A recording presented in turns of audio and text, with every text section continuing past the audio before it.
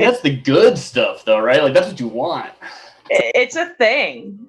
Dude. Yeah. It is. All right, here we go. Funny.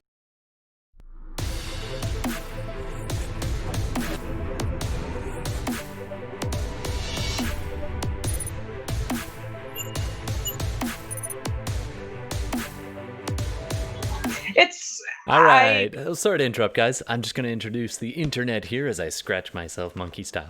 Hi, internet. My name is Todd, and today we're going to be playing some Dungeons & Dragons here on SideQuests Live. We've got the players already rehashing the last game, which is episode 19, I think. We've been doing this a while. I'm excited. So we're doing a campaign, and it's mostly homebrew, and I am the DM. And that's pretty much all you need to hear from me. So let's go around the table real fast. We'll start it off with Fenris. Hey, it's Gordon, and I am playing your friendly neighborhood shadow sorcerer named Fenris, and he's pretty hurt. I think this is the first time he's actually been really, really hurt. Oh, right. We ended with a big fight, and you got beat on by Lord Ostrin. Just beat on by this big paladin. Apparently, paladins can dish out damage.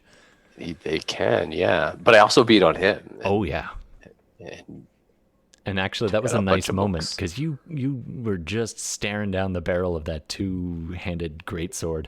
And then it was a great moment. And then, Benkuhm then just stole my glory. Thanks, Benkuhm. Let's jump over to Benkuhm for a second and introduce Trent. First time viewing. I mean, aside from it actually playing in person. Oh, that's true. If you go back far enough. It's been, 3-4 months now, so. I am Benkuhm, the tank. I love how that was. Now, I kind of cut you off. Sorry, Gordon. Did you want to say anything more about Fenris? No, yourself? I'm good. You can promo your game, do some shout-outs, whatever you need, man. I make board games as a hobby, and I've got a new one coming out, going to Kickstarter in the fall. It's called Lost Ones. Lost Ones, nice. And also, you led us on a game sort of based on that, and I put that up on the stream on YouTube, so people can check that out. Thanks. All right, let's keep going around the horn. Here we have Bela.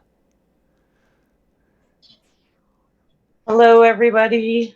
I'm Bela, and I played Darmita, and she is an angsty, orphaned ranger. She likes to kill things. Oh, yeah. Take that rage out on anyone who dares to cross you. Oh, yeah. And now, even if you don't cross me, I mean... Oh, yeah. That's... I mean, we are all morally ambiguous. One here. Absolutely. Sorry, when I talk, it cuts you off, so I'm sorry about that. Oh, that's okay. I was just saying I think Darmita is probably of this crew. Although Archibald might give me a bit of a run for my money, but I'm probably the most morally ambiguous of the group. I think you probably have the highest body count, although Fenris may be giving you a run for your money. Well, Benkuhm. It's sort of named after him, if we think about it. It's true. It's true. As the original member. It's true. Speaking of original player, although not the original character, let's talk about Darcy and Philees. Hi, I'm Darcy. You can find me at twitch.tv/DarcyBits. But that's just a bunch of links. My actual stuff is on like Twitter and Tumblr and Instagram and junk. I'm playing Philees Yadatander, who is a gnome, Sverfeneblin, whatever you want to call her. And we're underground, so she's feeling, let's say, a little nostalgic. You know, like she lives above ground. It's been a while.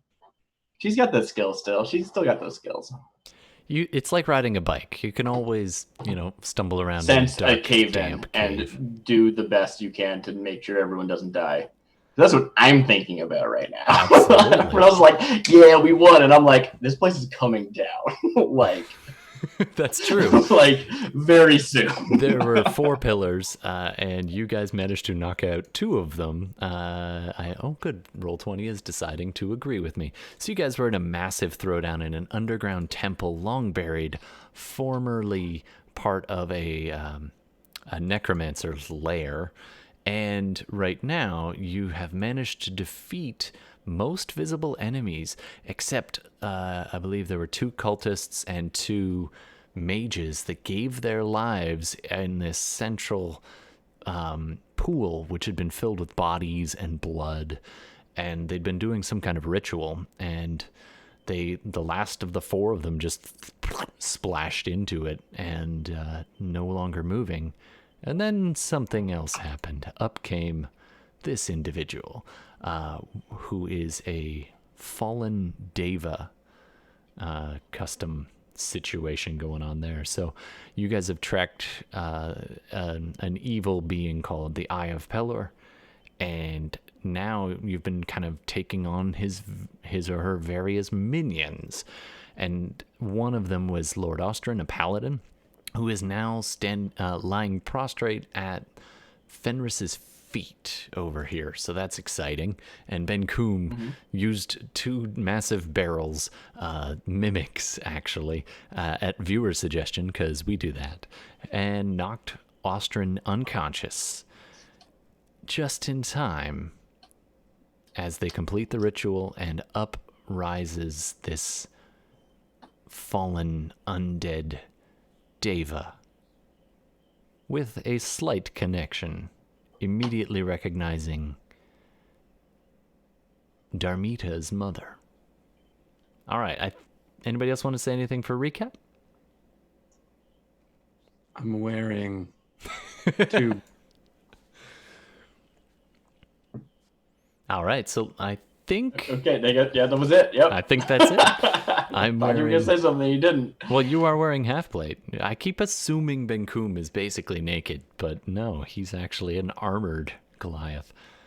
I did want to mention as well, there's a couple of characters that you've encountered along the way, one of whom is not currently with us, but I believe he will be joining us in a little while, and that is Jay, and he plays Archibald Cunningham, a duelist rogue who happened to stumble upon some sweet digs.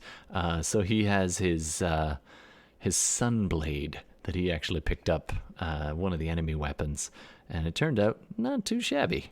So I think that's where it's still on unless you turned it off. Oh no, it's on. At the end of the last fight, he was brandishing that around.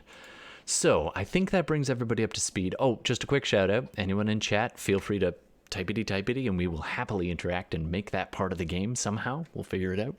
The other thing we do is, what else do we do? I'm forgetting. I'm drawing a blank. Whatever. Fine. We'll come back to it. Okay. Plot points. Thank you. Yes.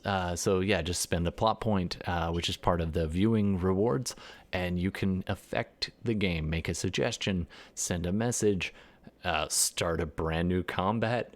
There's all kinds of things. So be sure to check out that kind of. Yeah, that's new. I don't even think the players know about that one. Yeah. I don't think you do. So anyway, without further ado, Sure. Let's dive in to tonight's. I'm stealing that. I've been listening to lots of stuff. So let's dive in.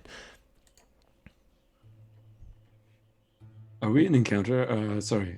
Initiative by any means? I am in the middle of casting a spell, which will happen in like 20, 30 seconds. We didn't really decide. And therefore, I kind of care about initiative, but otherwise, I don't know if we are. I remember that. Essentially, you've had a quick exhale. Ostrin lies fallen at your feet, and all is still after the mages and cultists sacrifice themselves. Then uprises from the blood pool this deva, who then calls out, in particular to Darmita, and says, "You should not have come." Oh God. It is Darmita's mother, although she is not as you remember her. she has somehow changed. And for those who missed the reveal at the end of the last episode, at the end of the 4 hours, what? It was all very Marvel-esque. Darmita's mother, although changed, she's no longer a beautiful angel, deva, sent from the celestial service of Pelor. Instead, she is twisted and corrupt. Her eyes sunken and undead, her skin normally vibrant and blue, a sallow kind of sickening shade. She does not appear to breathe. Her movements seem odd and jerky, as her wings, almost forgetting to fly, and then flap to keep her aloft above this pool of blood, of spent of all the sacrifices that these people have been doing from the rounded up villagers. What would you like to do?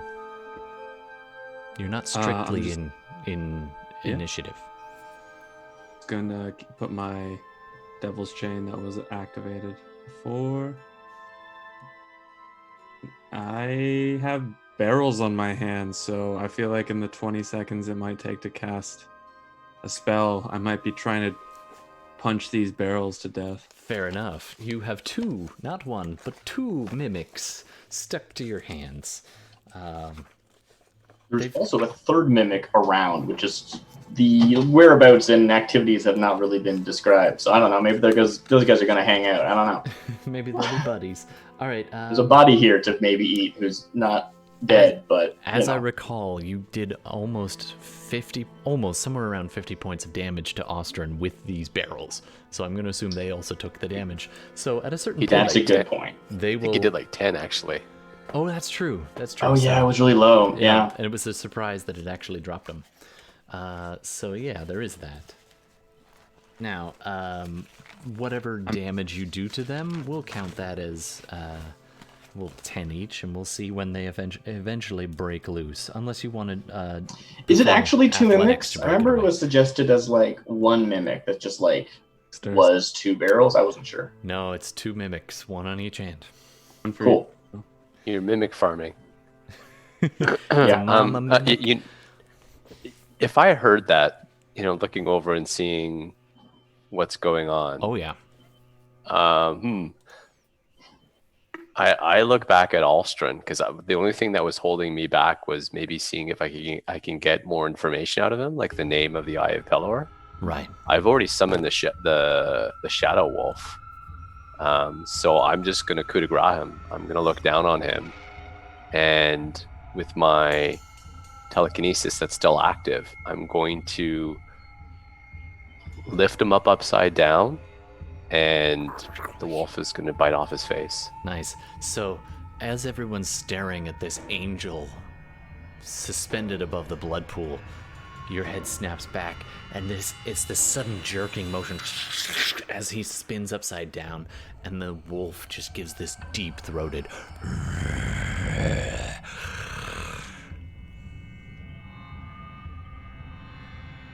Archibald says, "Holy shit." Ostrin's throat is just torn as this wolf's spectral wolf kind of it's got clouds and shadow mist kind of encircling its form, and it bites into the throat of this man, this human paladin who was responsible for the death of your parents. Mm-hmm. He is no more. And your wolf locks eyes with you. It disappears. And if a wolf could smile, and then it fades away, evaporates back into the shadows from whence you called it. Anybody else want to do anything?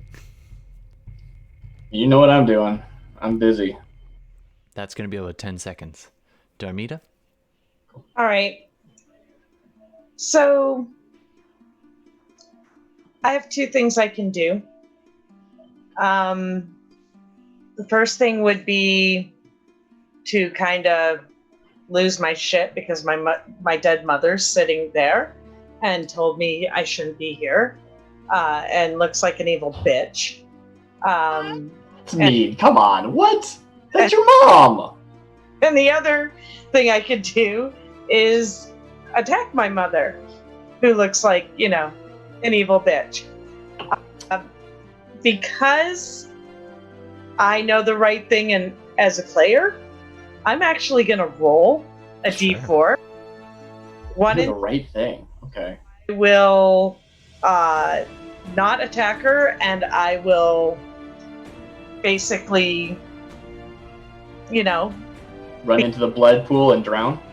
Well, I don't think I'll do that, but I think I'm in shock, so I won't be reacting as quickly, perhaps. And then 3-4, I attack her. Sure thing. Let's leave it up to the dice.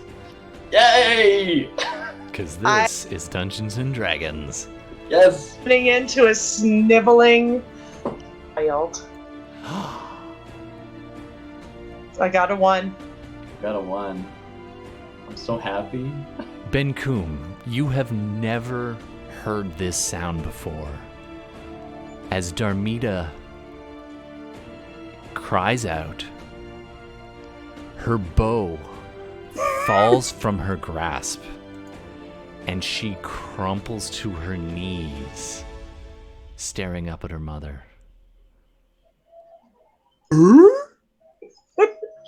This hardened mercenary, although she's young, you respect her as a murderess and as a friend in ways that you never respected that bard. Speaking of Levi, I didn't actually hear from Tim. If he drops by tonight, that'd be great. We'll check on the break. Archibald is standing there holding aloft this brilliantly bright sun blade. What do you want to do, Benkuhm?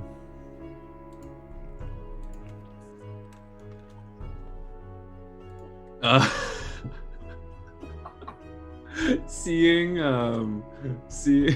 honestly, okay, so Benkuhm kind of like looks and he sees Philees like in the middle of an intense ritual, and he looks over like between the two barrels of mimics, and he sees Fenris is just like giving into his darkest desire and like just obliterating somebody he hates. And I remember last episode Benkuhm was like, hey man, make the decision for yourself, of course. Even though I knocked him out, I guess you could have coup de grace, so you did. And then I see Archibald. I kind of picture him like holding up 2 of those brass buttons he stole from the Pinochle game in like a sunblade thing. And then I see Darmita just like collapse, like crying, bent knees, and I just go, what good are my fists if I can't help my friends? And still raging, he's torn between beating this person up and just being confused at the situation. So I think I might pull a D4 move here too. All right, yeah, we'll let the dice decide. So 1-2 will be passive, and then 3-4 will be aggressive. Sure, you're still like Active. raging. Yep. Benkuhm drops to his knees. Just takes the lead of Darmita. Oh no!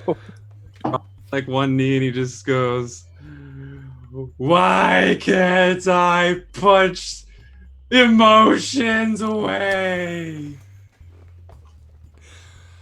Philees, you've been casting a spell. I have It goes been. off. What do you want to do? What does it do? And where? All right. So maybe I'm incorrect, but from what I recall, and at the time it seemed very likely, very, very assured that this place is coming down. We're hearing like rumbles and cracks and like Yeah, the whole- thumbs shifting. these pillars, these 4 pillars on the screen, were holding up a large roof, which is mostly underground. It's entirely underground. So now it's starting to shift because those 2 front pillars have been shattered. So I've been using this weird, like, you described it as like a crystal that absorbs necromantic energy or something, which, like, I don't know how that is, but to me, it's a natural crystal. It's like it's a natural stone or a gem or whatever. I draw my power from the earth, so I'm using that to sort of trace out this intricate runage and Terran script on the ground. Not actually like writing, but like tracing it out. And as I finish, I step back a little, and from the earth, the rocks and debris and dirt and whatever the ground is made out of, all like click, click, click, click, click, click, click, click, click together, and then rising up out of the ground is a very odd-looking creature. It's got 3 legs arranged sort of like with triagonal symmetry, 3 arms in the same way, 3 eyes between each of these, one between each of the arms, and this massive mouth fixed to the top where you might expect the top of their head to be, and a Zorn rises up and stands before me. You have and I start to quickly speak in Terran.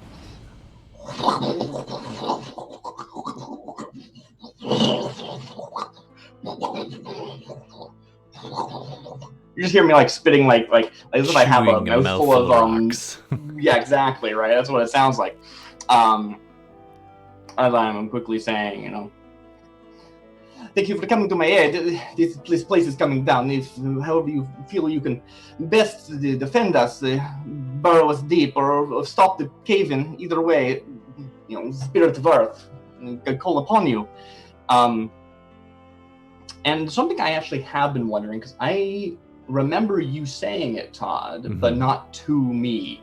That archway at the far end of the room, where we have seen people been pulled in or knocked in to die and stuff. Previously, yes, there is an archway. Benkuhm, or at least Trent, I don't know if it was Benkuhm's question or not, asked if it was made out of stone or metal. And I don't actually know what your intent of that question was, Trent, but you responded that it was, I believe, orichalcum. Yeah, orichalcum metal, or oraculum as I like to bastardize. And it is a very strange metal, used often as part of ritual and magic castings. So for those just tuning in and who didn't see the last episode... Valazion. Hey, how's it going? Said. Hey, thanks for the follow last time, Valazion. I think that's how the auto pronounces saying it. So thanks for saying hi, and thanks for the follow. My favorite evolution. Absolutely. So at the very top of this room, behind a circular glowing magic circle, is an archway. It looks like just a plain archway, except around the base of either side of it there are kind of etchings and, as you discovered last time, little gaps and holes, especially on the left side where it's scarred. The other one is studded with little stones about yay big, and it's surrounding the base of the right side.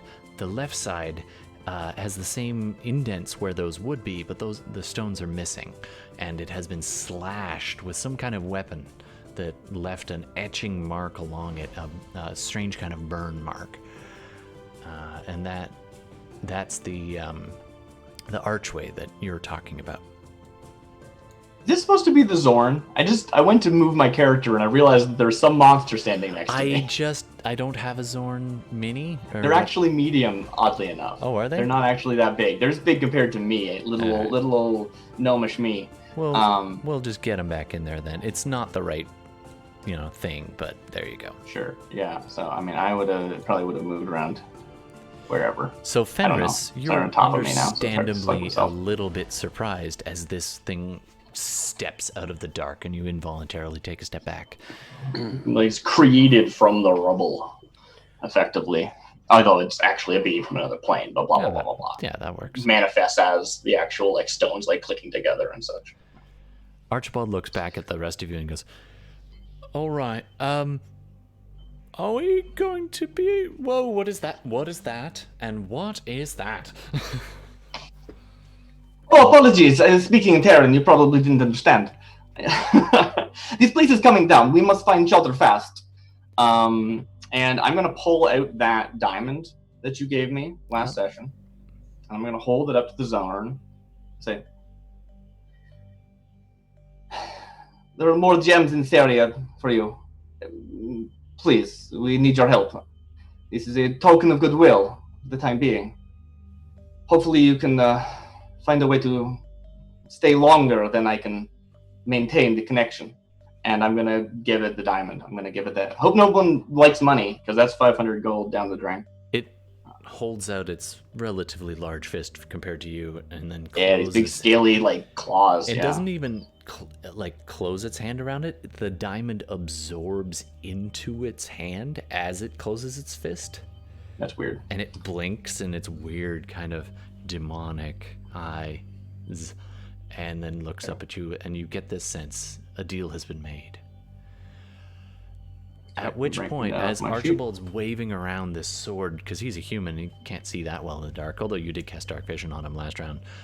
Yes. He takes it all in, and as he's waving this blade around, this sun blade, the angel who's just been hovering there for the last few seconds and just looking down at Darmita, her head suddenly goes over to Archibald and locks onto him. And she says something in does anyone speak Infernal? Oh, yeah. Like half the party. All right. So as she opens her mouth, there's this... The voice before was a singular voice, mostly feminine, but quite powerful with an extra resonance to it. This voice is slightly different, almost with an echo to it, as she turns and says, That is mine. She extends a hand and just wings flap, arms out, dive bombs down at Archibald. Oh, cool. Roll initiative. I think we're rolling initiative, I think. Sounds good. Awesome. Well, I do believe that the Zorn rolls its own initiative. Unless you wanted to just go on my turn, which is a common house rule. It does make things a bit easier. Oh, wrong thing. Sorry, I'm just trying to fix my my screen capture. I do believe Zorn is in the compendium, so the stats should all be there. You go looking for them outside of Roll20. I will let you worry about stats. What a terrible initiative roll. All right, what's my initiative? This one? I hope you were keeping track of which luck rolls you've used so far. I know you did. I have one left. One left. I have one left, but I'm not using it on initiative. No, that's fair. That's fair. I should also roll for Archie. They seem like kind of the important one. You didn't already roll for him, did you? I did not. Okay, I'll roll for him. I am already on top of this initiative. Nice. That second one is Archie. Unless she's faster than me.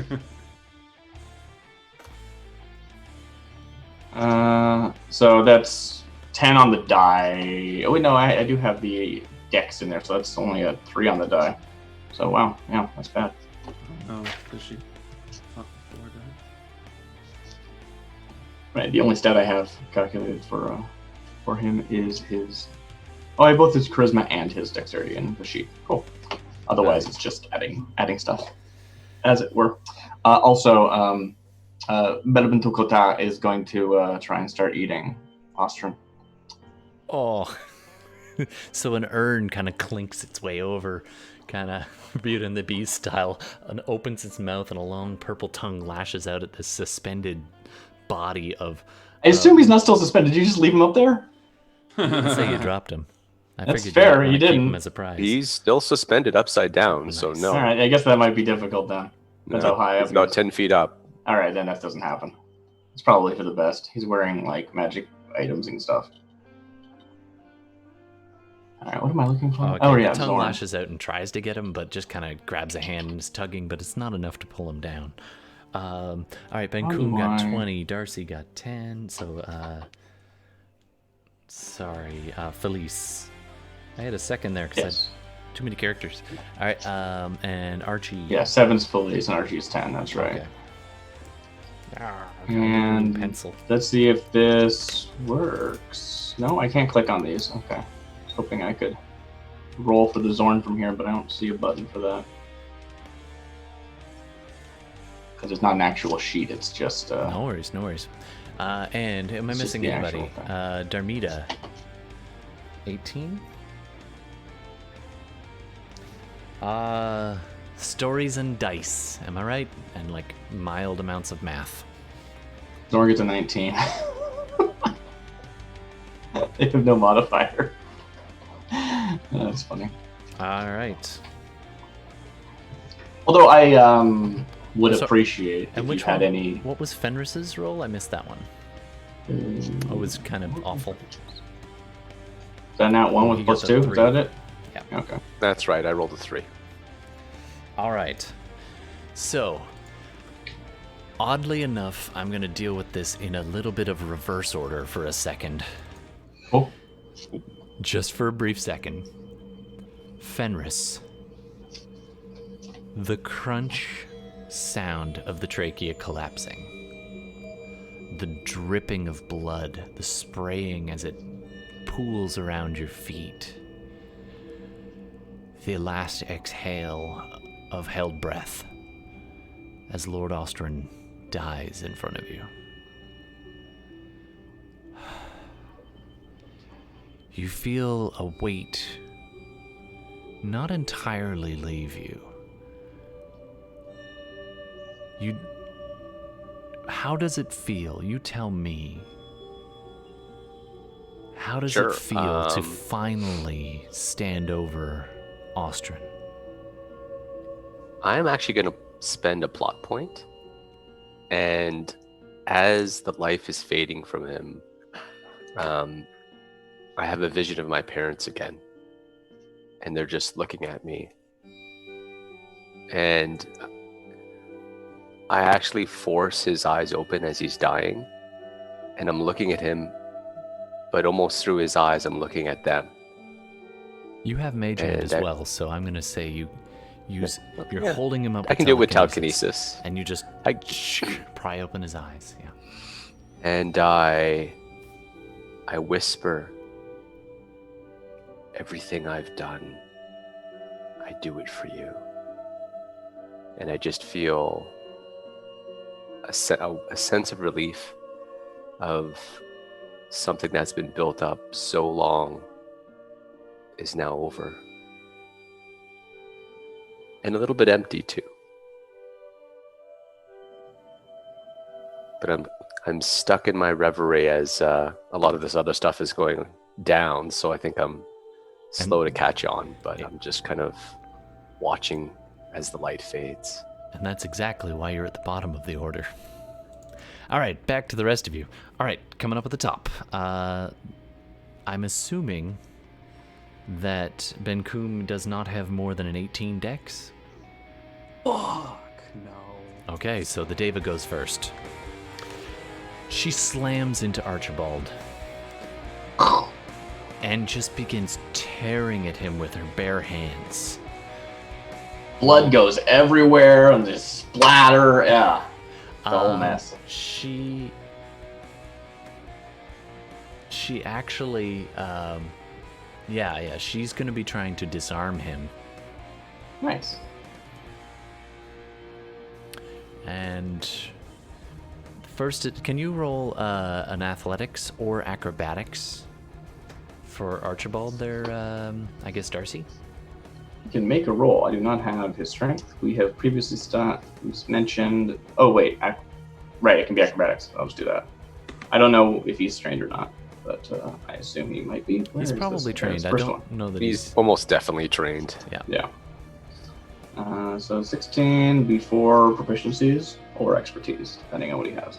All right, so let's round that up and say 20. So the first one, actually, he desperately tries to duck out of the way, but this angelic being is faster than he is. As she grabs his wrist that's holding this sunblade aloft and twists, and you hear the grinding of bones together as she's squeezing and twisting, and she reaches up with her other hand and just her wings just pulling both of them a few feet forward. As she pulls up and away, she grabs at the blade and wrenches it from his hands. Can I ask a mechanics question? Yeah. I see that you rolled 2d20. Did you give them advantage for some reason? No, she has 2 attacks, so I was just rolling both of them to see if either one would hit first. Oh, okay. And the very first one succeeded. So I was wondering if maybe, I mean, she certainly doesn't have to be, but I'm grasping at straws.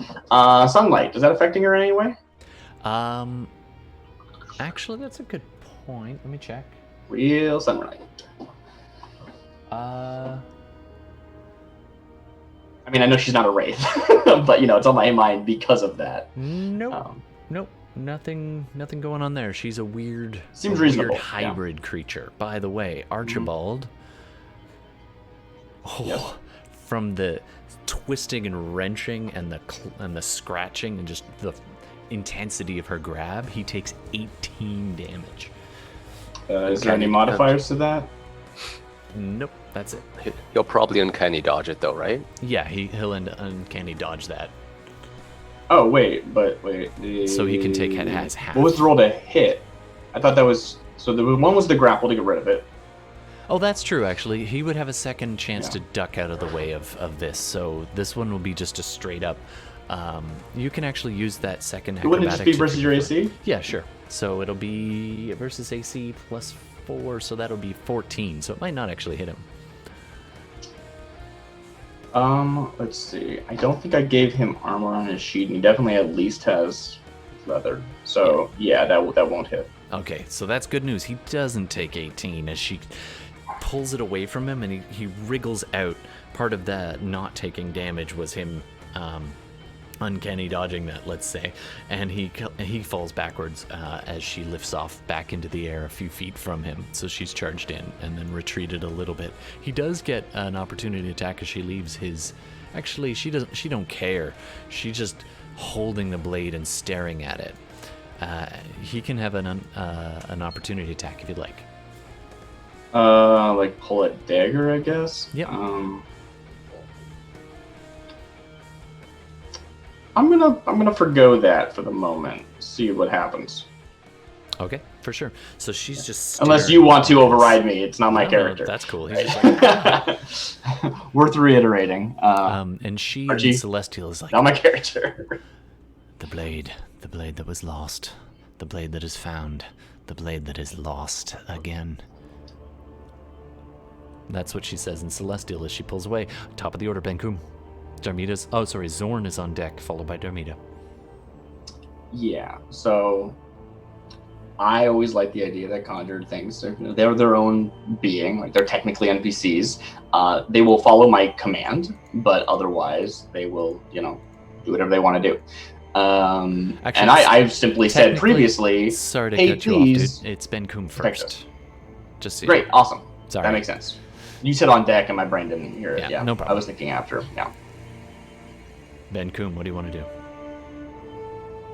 Weapon, but I did have the Devil's Chain out next to the pool last game. And still active. I'm just gonna draw it because for some reason it disappeared to me. Unless you want me to have like an icon. Sorry, man, your voice is real quiet all of a sudden. I'm not sure why. That's better. Yeah, it was in this square. Yeah. So it would be within... It's still within range, yeah. Cool. I'm going to do something really dumb. And I'm going to expend 2 devil charges on the chain to restrain the angel lady. Nice. That's good. All right, go ahead and make the attack roll. I'm fucking afraid of her, to be honest. Get her. All right, so go ahead and make your attack rolls to see if it hits. Yes, that is We'll a just good use your stats, basically. It's kind of like a singing sword, except it sings with the sound of your soul being torn asunder. Oh, I love that sound. Just so I'm being clear, because I do struggle with the mechanics of this chain sometimes. So on hit, I can then expend Devil's Chain, resource, or True. Devil's Charge. So you don't actually spend the charges for restrain or grapple unless it hits. So you're basically using your bonus okay. action to command it to attack, sort of like a spiritual weapon. And you Nice. make your attack, and if it hits, then you would spend those 2 charges. Awesome. And Awesome. suffer potential consequences. I think you were at Cool. 4 charges, or 4 failed saves last It time. was actually. This is actually I have 3 failed saves, and this is reckless because if I take another failed save, I have 1 point of exhaustion. So if I wake up tomorrow and I fail the save, I'm dead. I think you can get up to 6 points of exhaustion before you die. 5th is the death. 6 is the death, yeah. 6 is the death. Cool. So this isn't a reckless decision. I'm a genius. It's mildly reckless. I'm gonna attack recklessly because I'm reckless. All right, go ahead. Do it. Nice. Nice. 20 All right, All right. 26 definitely hits. I expend 2 charges. I only have 3 left. And the chain just lashes out from below, just snaking up towards her leg, grapples around her ankle, and then inverts itself as it rolls up her body, grabbing and twisting and chaining. Go ahead and roll the damage, which I believe is 2d6. And it would yeah. only be 2d6 plus 1, technically, Oh, okay, I see. Because I'm raging. because you're not actually using your strength to do it. Oh, I guess that makes sense. I'll buy that. That's fine. Don't worry about it. We'll just take away 2. Cool. That's 9. 9. Nice. And she's restrained. And I like to use my movement to go 5, 10, 15, 20. I can't move my barrel hands with me. I apologize. So what ends up happening is the chain starts to wrap around her, and it scratches away at her, and it does bind her. However, the etchings on her skin left by this spiked chain, they do leave marks. But then almost immediately after, they start to close over. She does not appear to be damaged by this. Certainly not to the extent you would expect. But she is grappled and restrained. Okay. All right, up next. Oh, I got my. Oh, sorry, your actual action. That was your bonus. Go ahead. Yeah. Maul, Reckless, Great Weapon Master. Getting right in there. Nice. I am going to say, because she pulled away from Archibald, she isn't up at her about 30-foot flying height or 20-foot flying height at the moment. She's only about maybe 7 or 8 feet in the air right now, so you can easily reach up and hit her like that, given your height, but it is possible for her to fly above your range. She's not there right now, though. Okay. And actually, she's kind of dropping back down as the chain starts wrapping around her wings, stopping her from flying properly. 26 bludgeoning damage. Whoa. Nice. And then extra attack, Great Weapon Master, Reckless. Did you have to re-rage or not? There would have been enough time for your rage to drop when you fell to your knees and you're like, why? So you are going to have to spend a rage to... Oh, you know what? That means technically you don't get your rage bonus right now. True. If I'm being fair, if I knew I wasn't raging, I would play my turn a little bit differently. And time had passed. I had cried. You guys are right. Yeah. It's hard to rage cry. I mean, it's possible, but yeah. Okay. I think we should give it to him for rage crying. Rage cry. Give us a good Make a rage. wisdom save. Okay. Forgot the wisdom save. Oh, yes. No, I meant make a wisdom save to keep Speaking of your which, rage. let's do those 2 wisdom saves while you're at it. 13s. All right. Oh man. All right, whatever. 17 on the second Grey Weapon Master. That just hits. Oh, thank goodness. 27. Oh wait. Yeah, 24. Wait. 24. Oh no, you did get the rage on this. So, okay, 24. Right. So total, I did 51 damage. Nice. All right, that's a lot of damage inbound. All right. It looked like she didn't take that much damage from me. So the chain doesn't appear to be damaging her faster than it's like kind of sealing back up again, just leaving little etchings on her skin.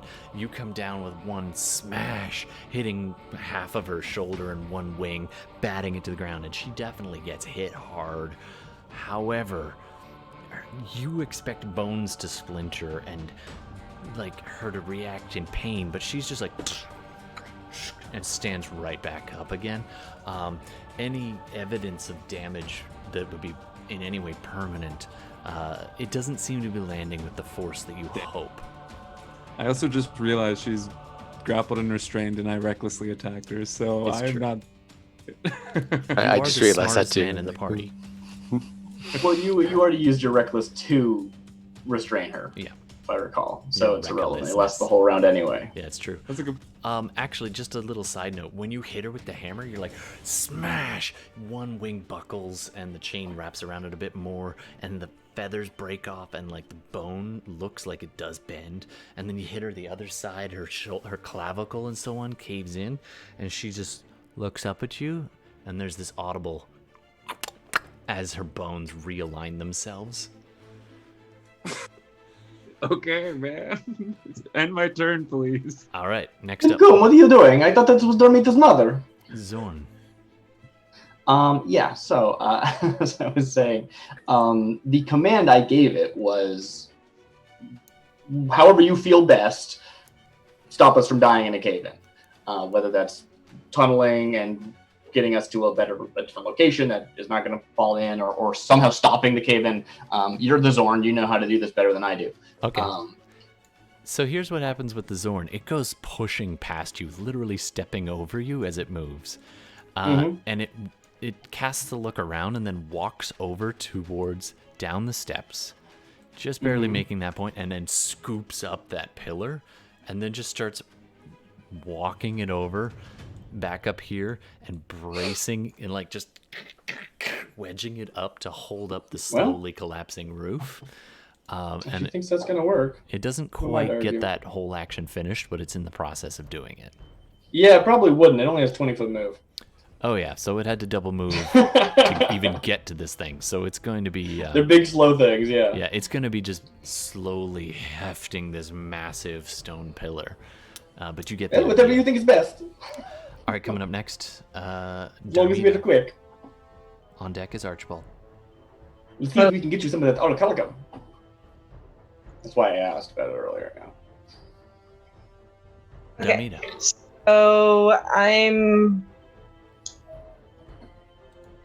I've seen everything that's happened. Hopefully, I believe that would have knocked me out of my kind of stupor. Mm-hmm. So I'm going to pick up my bow and stand up and look at my mother, or whatever she is, and tell her that, what am I going to tell her? I can't believe you would turn this way. You fought for good. You aren't my mother. And boom. Fair enough. First, I'm going to move bonus action my, because Fenris killed Austrian, so the hunter's mark is Trent, off. so Yeah, I'm going to move my hunter's mark to her. absolutely. He's restrained. Yes, she is restrained, so you do get advantage on the attacks. Whoa. As you whisper this almost saying under your breath to move your hunter's mark, the words that your father taught you when he was training you, there's this strange flash to you hunting rabbits, and then just that first time that you had to kill a little tiny creature, and you found that rage within you to go through with it, and you then open your eyes and bam, smash her. Sup all. Hey, the Drits, thanks for dropping by. We are in the middle of a fighting Darmita's mom. Thanks for joining us. Don't forget, you can always spend plot points. So, what was the roll? The first one was a 28. That hits. One was a 26. That also hits. One, which I get 3 on my first roll, was a 26. Nice. You were almost like a machine, just. Yofin said, Darmina's mom has got it going on. Darmita's mom has got it going on. All right. Thanks for joining us, Yelfin. It was fun playing with you the other night, by the way. All right. So roll some damage for me. And I don't imagine these will be small numbers. 8, 9, 10. The Driz 21. said, make sure Darmina's mom tries to kill her. Nice. Absolutely. That's a plot point redemption 100%. You probably didn't even need to spend that one. But you never know. Maybe the mom would have. For those watching on the internet and those of you here, this is a custom monster. She's not a deva. She's effectively kind of an undead revenant deva, sort of. I kind of mashed a few things up. Yeah, you know, viewers like to know. All right. Correct. I am writing in the damage. 42 damage. 42 damage as the 3 bow shots just slam into her, one after another after another. Does it matter what type of damage they are? Because I've got quite a bit of necrotic and whatnot. Or no? That might later. I will remember that for now as I pull up my calculator. One of the guys. Sorry, what's that, Benkuhm? No, I was saying we're at stage 1 of this fight. She's gonna turn Decepticon soon. Oh yeah, definitely. Stop reading my notes. All right. Then I'll move. All right, where do you want to head? 25, 30. So you go running past that pillar, past Benkuhm, who's just drooling in his rage, right up next to that magical circle that's holding in the necrotic book, which is hovering about 1.5 feet off the ground and slowly rotating. That's going on right up here. Then there's that weird archway that you've seen a few people blip out of, but you don't know what's going on with that. You don't actually know what is up with that archway, but you are getting a bit closer. All right, coming up next, Archibald. Can you actually talk about the circle around the book? Because I did not even know that was there until I watched the episode back, because I can't see it. Oh, weird. Oh, I'm sorry. Yeah, none of us could see it. It's on the wrong layer. My bad. There you go. Ooh, so is that like fire or something? It's exactly as it looks. It's this weird bluish fire. But we saw people go through it previously, right? You saw... actually, no. The last mage who was in there before they ignited that fire was the mage who stabbed himself in the arm and drew the dagger down, spilling oil. Oh, it didn't go off until after that happened. I thought they walked in and did that. Okay. No, at that point the blood filled in the runes that are on the ground there, and it lit it up onto that fire, and the mage was basically, miming on the outside of it, being like, "Yes, you're too late." That was what he was doing. Right. So no one has been inside of that, and as you may recall, Fenris tried to grab it at one point, and it didn't work. The spell just scratching on the surface. Yeah. So that is a magical protection around that book. And the book was also on a stand of some kind. It was braced against a kind of rectangular shape But if you can dispel the book magic. Yeah, I'm gonna dispel it. That's gonna be the one I'm gonna try. It's gonna fail, but I'm gonna try it. So, Philees is on deck. However, Archibald goes first.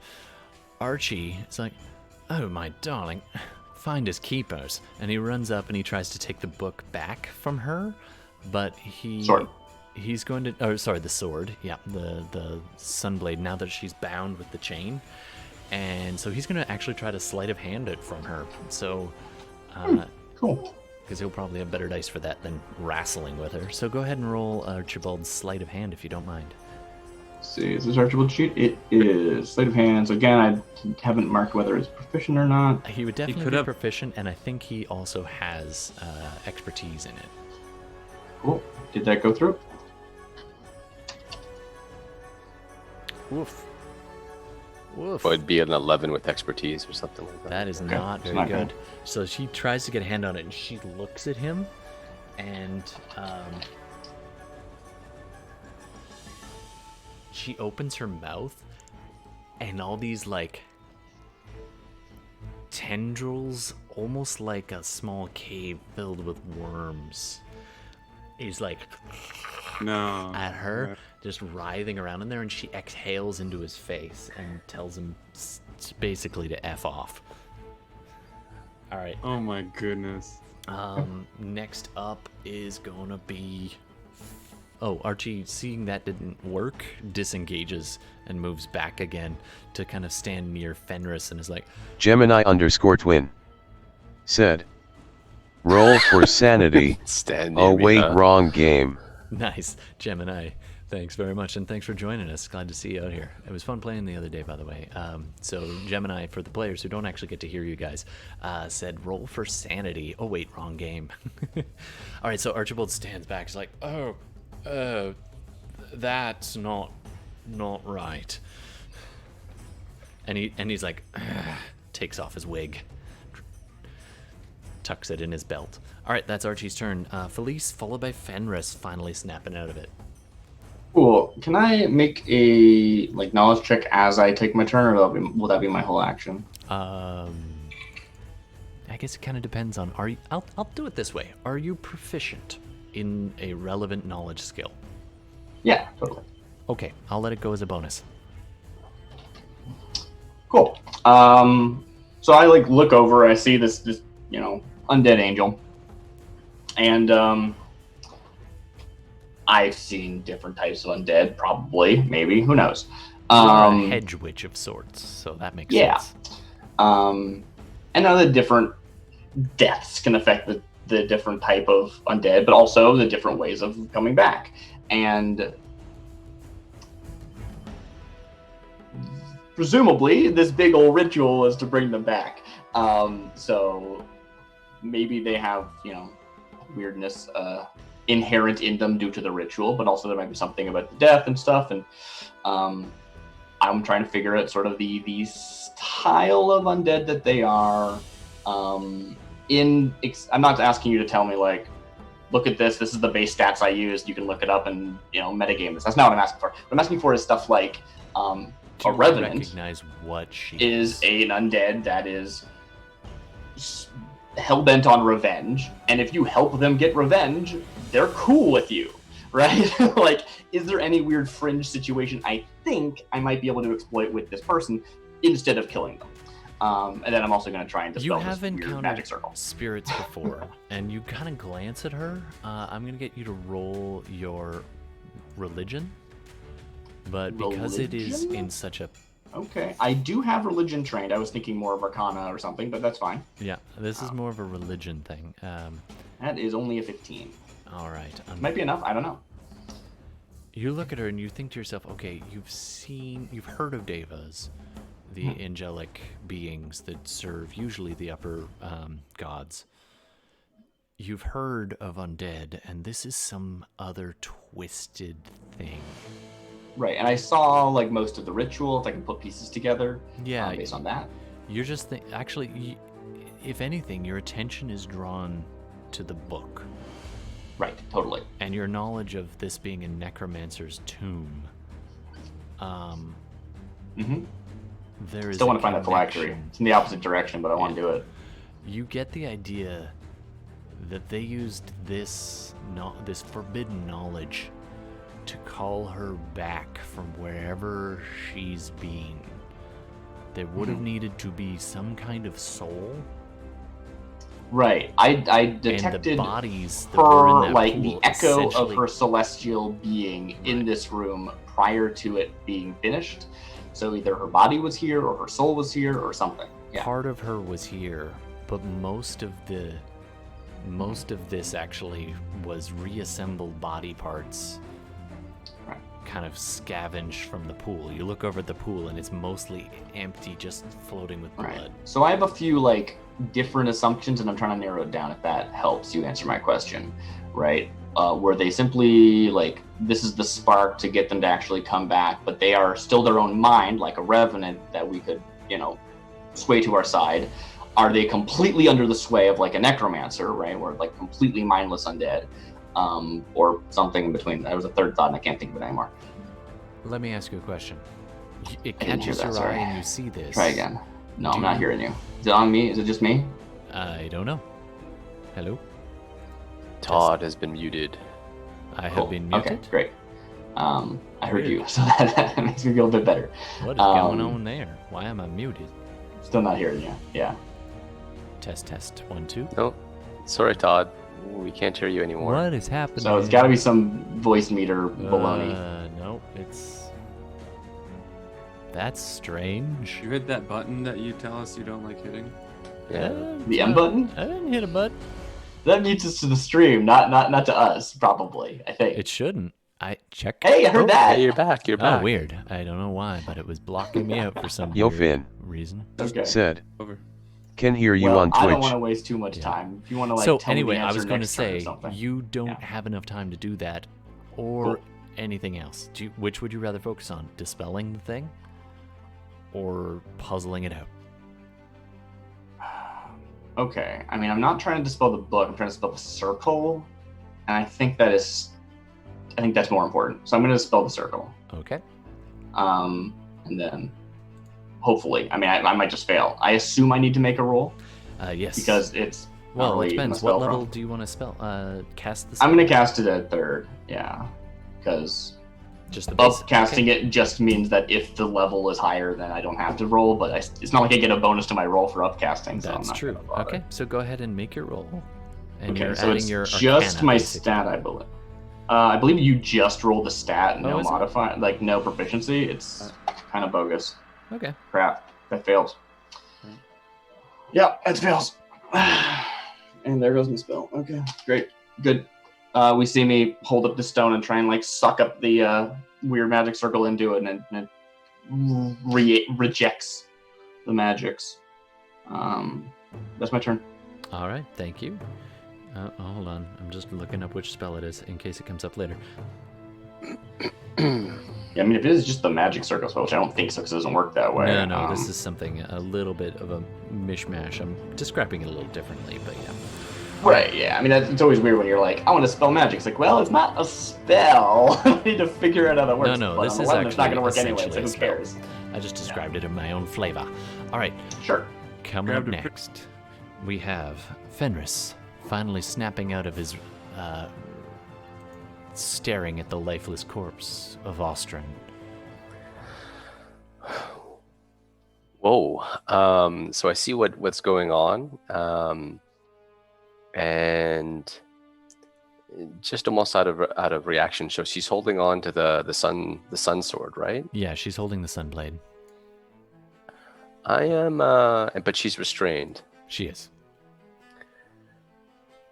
I am going to pull away the sun sword from her. All right. Make your check. Okay. So it's my ability against her strength. Ooh. That's a high roll. It's a high roll. Plus her strength.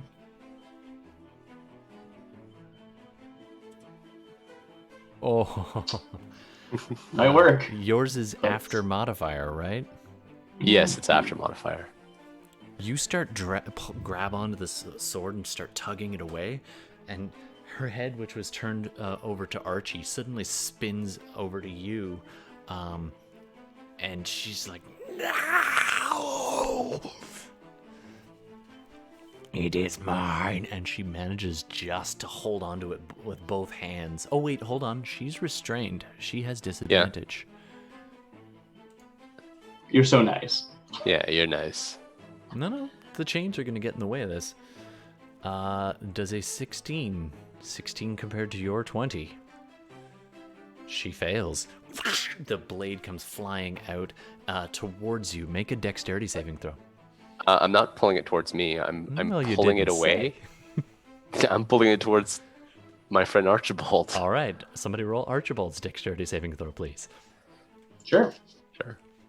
That's And Philees' stats. And Philees, he definitely has dex save. I should mark that. And Philees can also do one. 20. I get to do one? Why? Like, if it passed, I would have a chance. Is that what you're saying? Exactly. But I don't need to bother rolling now because he got it with 20. That's Archie's. Yeah. So as the blade goes by, he dodges out of the way and then sees it's about to slam into you. It grabs it midair. The blade stops, like facing you, just a few inches away, and Archibald's holding it. It's like above my head. What are you talking about? Oh, that's fair. it burns a ever so slight hole in your hat. No, not my hat. You take that back right now. It's just a little sear mark, almost a little bigger than a pinhole. I just call it, you're welcome, Archibald. He gives you a little nod. That's more like it. All pretense of friendliness is gone. His wig is off and tucked in his belt, and he's just like... and looks back at her and cracks his neck. All right, coming up next, Deva. All right, she is restrained. So she opens her mouth again, even larger. Her jaw distends and cracks. You can hear the bones crack. Her wounds begin to seal up and heal. And she lets out this massive scream. I'm going to let the dice decide what effect it's going to have. 1 second. Evensies or oddsies? Oddsies is that. Evensies is that. Okay. Oddsies. All right.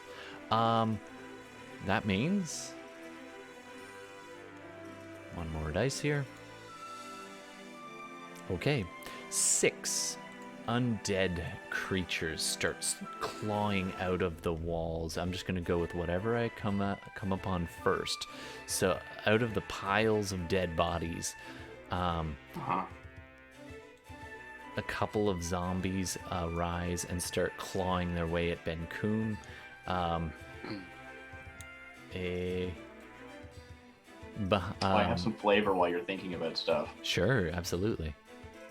Fenris switches targets with his telekinesis to grab the sword, and the body falls into the open lid of an urn that has been perched beneath him.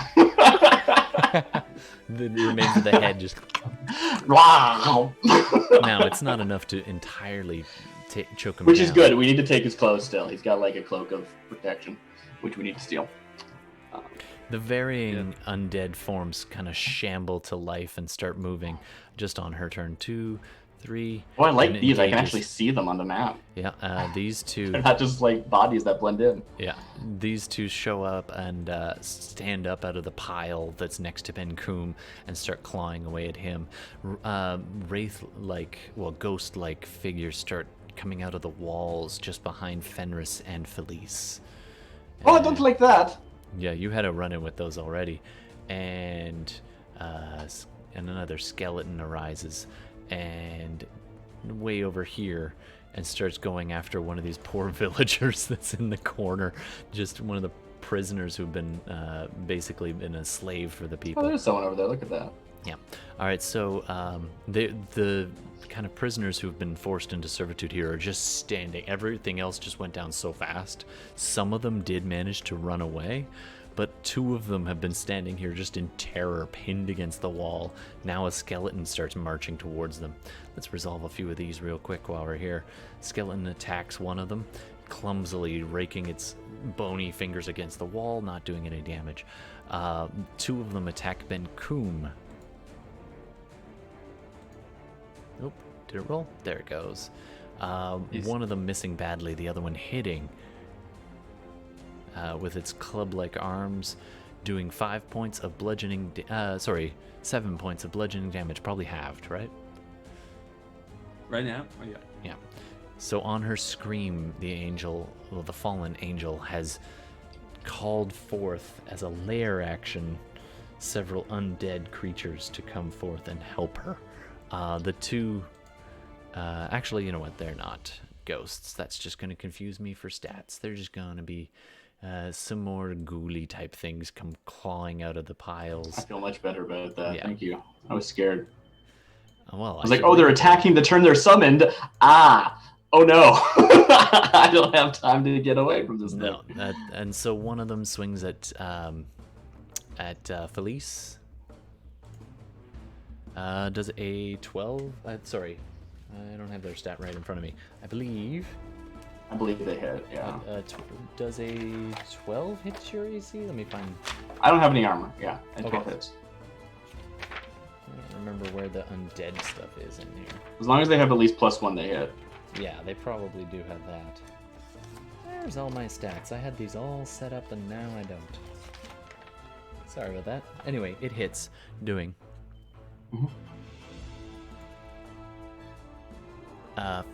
7 points of bludgeoning damage. Beautiful. Easy math. Alright, and the last one is attacking Fenris, who is quite badly damaged. Already with let's call it a 10 until I find out otherwise. That probably misses you, right? That's a miss. Alright. He's not going to hit. 316. I will have stats. Sorry about the delay, folks.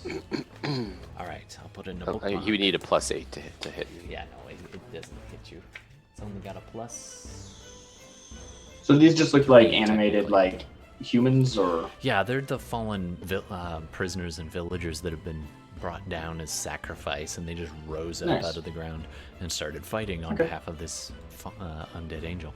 All right, coming up next, Benkuhm. Okie the angel is still restrained? Question mark. She is. She didn't even try to get away. She spent her action calling in a friend. Oh, I need to make a save and throw. Dang it. I better survive this. Attack, great weapon master. Crap. Give me that +1. Do it. Alright, fine. Did the Zorn just lose concentration?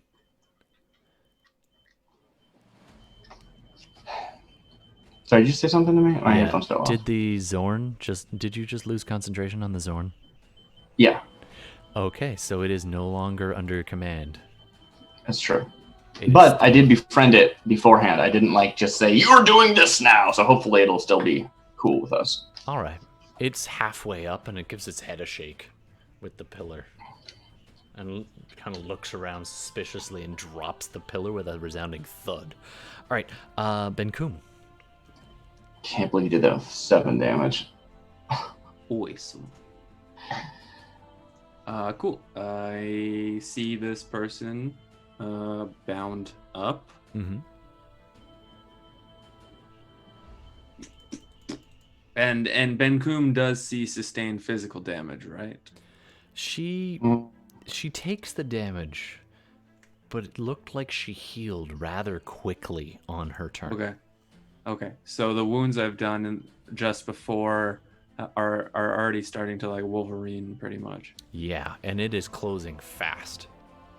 Oh fuck. Okay.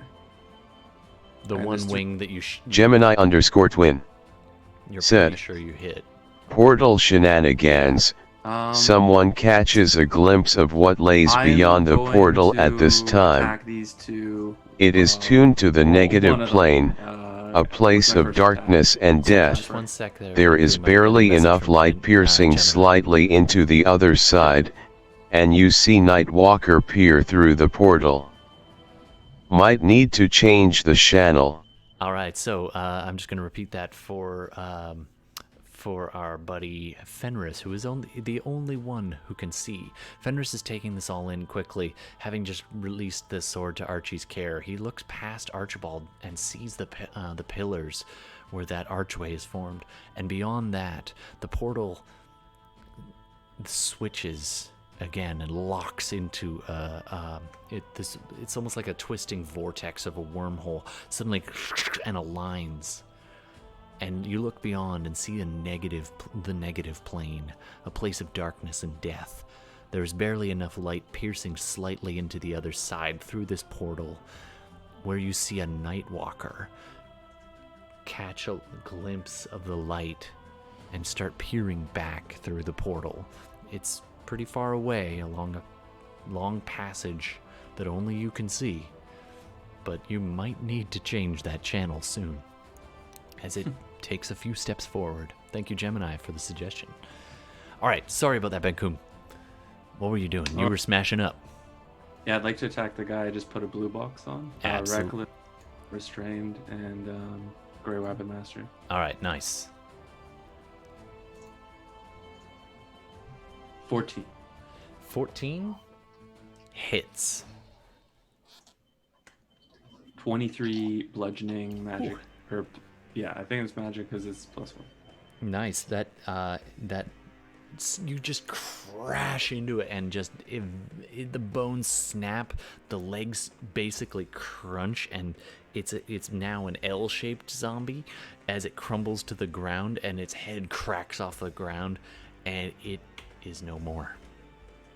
Awesome. I wanted to not walk through the blood portal. I'll take the opportunity attack from this zombie, but I do want to get to the other side of the person. Is that possible? Because I forgot earlier, I'm going to make this a complication in your life now. Yeah. I'm going to say you managed to wriggle, like you're basically grabbing your maul and have 2 barrel bracelets.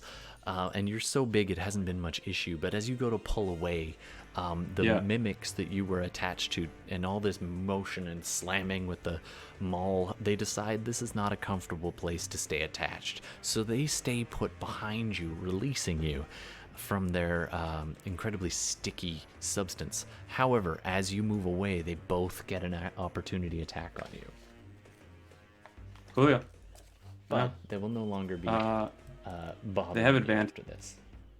That they do. They recognize a good moment when they sense one. So let's have that. Number 1, number 2. Ooh, kind of awful rolls.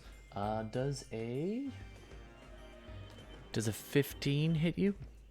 Ooh, no, 16. All right, so the other one definitely doesn't hit you. So they both lash out, just have a half-hearted nip at your heels as you walk away, and one of them goes rolling, and they just kind of stay put and then just close back down into barrels.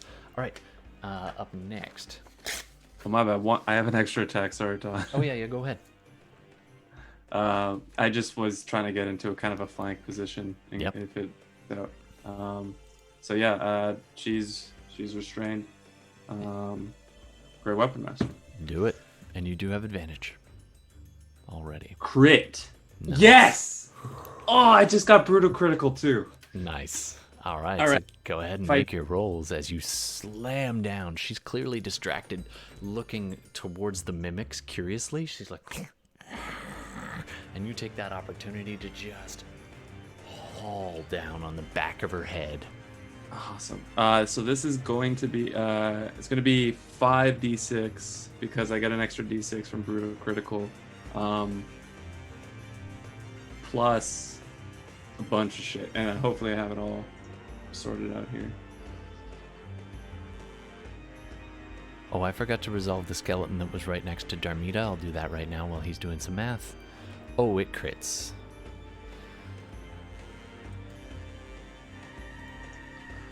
Where is that skeleton? Because I don't see one next to Darmita. Okay. Yeah. There it is, under the fire. Got it. Yeah, it was right next to the fire, sorry. So Darmita, in your distracted state, a skeleton comes shambling up before you have a chance to get away, and it just slashes at you with two of its kind of bony dagger-like fingers, and it does a total of 9 points of damage, piercing, if that makes any difference. All right, Benkuhm, roll them dice. So total, it did 4d6. I rolled the extra d6 for brutal critical.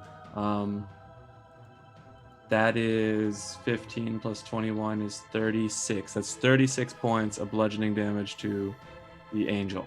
Oh, Or the and one hit down the back of her skull. That would have caved in almost anyone's skull, except she is made of stern stuff. Her head ducks down and kind of comes back up at a slightly odd angle, and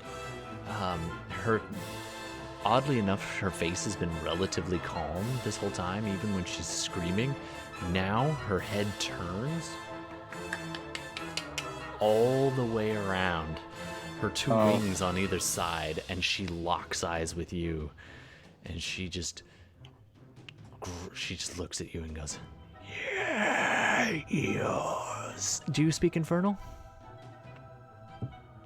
Todd, does Benkuhm speak Infernal? I don't believe he does. Everyone else hears her say, "Your soul is forfeit." But all you hear is,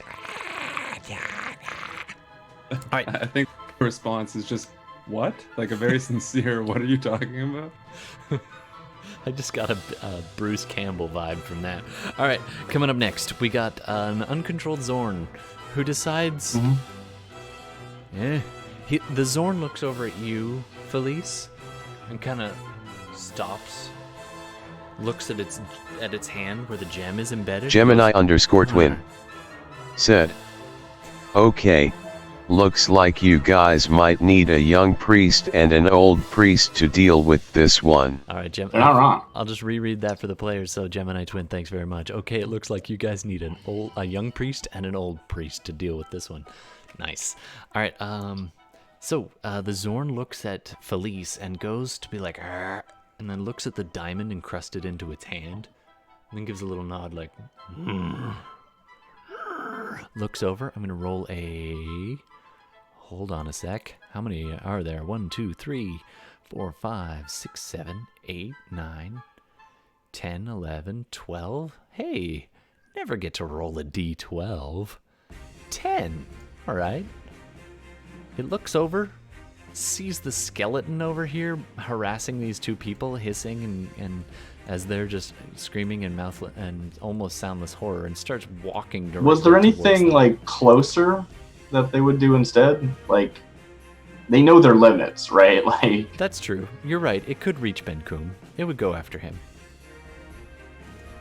why? It's That a- is- Do you think that they don't like have acknowledgement of things that they were told or something? Like, It's no longer under your command. I know I can't control it, but it's not like it's like I wake up from being charmed and I forget everything that happened while I was charmed or anything, right? Yeah, and it doesn't like the fact it was charmed, but you gave it something nice, so it's agreed not to attack you. But not the people I told it not to attack. It just sees targets. I mean, I to be entirely fair, I'm asking for a lot. I realize that because I believe the official wording of the spell is it becomes hostile. Period. Right? Like, so. And that's Fair. why when you gave But- it that gem, it is not hostile to you.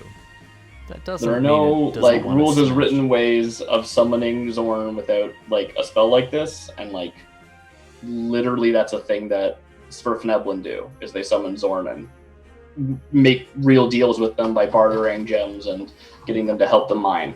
Be like It's like an actual thing. Sorry, Benkuhm, you were kind of cutting out there for a sec.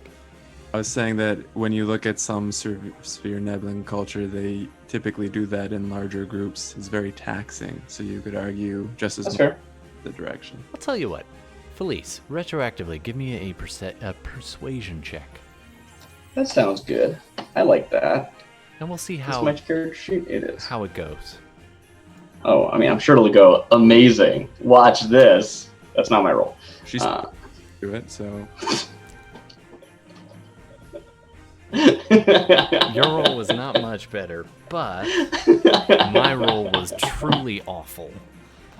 At a 2, it goes shambling up to Benkuhm, and it's like gonna attack from behind, and it looks up at you, and it sees your face, be like, no, and it's like, and looks around, and then it extends one. Also, Zorn are like inherently nice. Like they're like not evil creatures or anything. Oh, okay, that's fair. So it then it looks kind of confused though, as it was about to grab onto Benkuhm, because you guys aren't inherently good either. That's true. That's fair. And then it looks That's a good argument. around, and then kind of motions and points at the angel next to Benkuhm with this kind of look on its face, like, this one.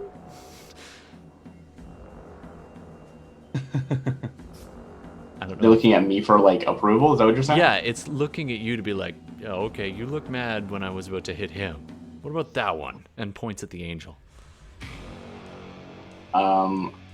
I don't know how well my face could be read, right? Like, I'm not attacking the angel. I still don't think that that's necessary, but everyone else is. And therein lies your 5 for persuasion, as you're like, and it's like, maybe? I want to not die in a cave-in, personally.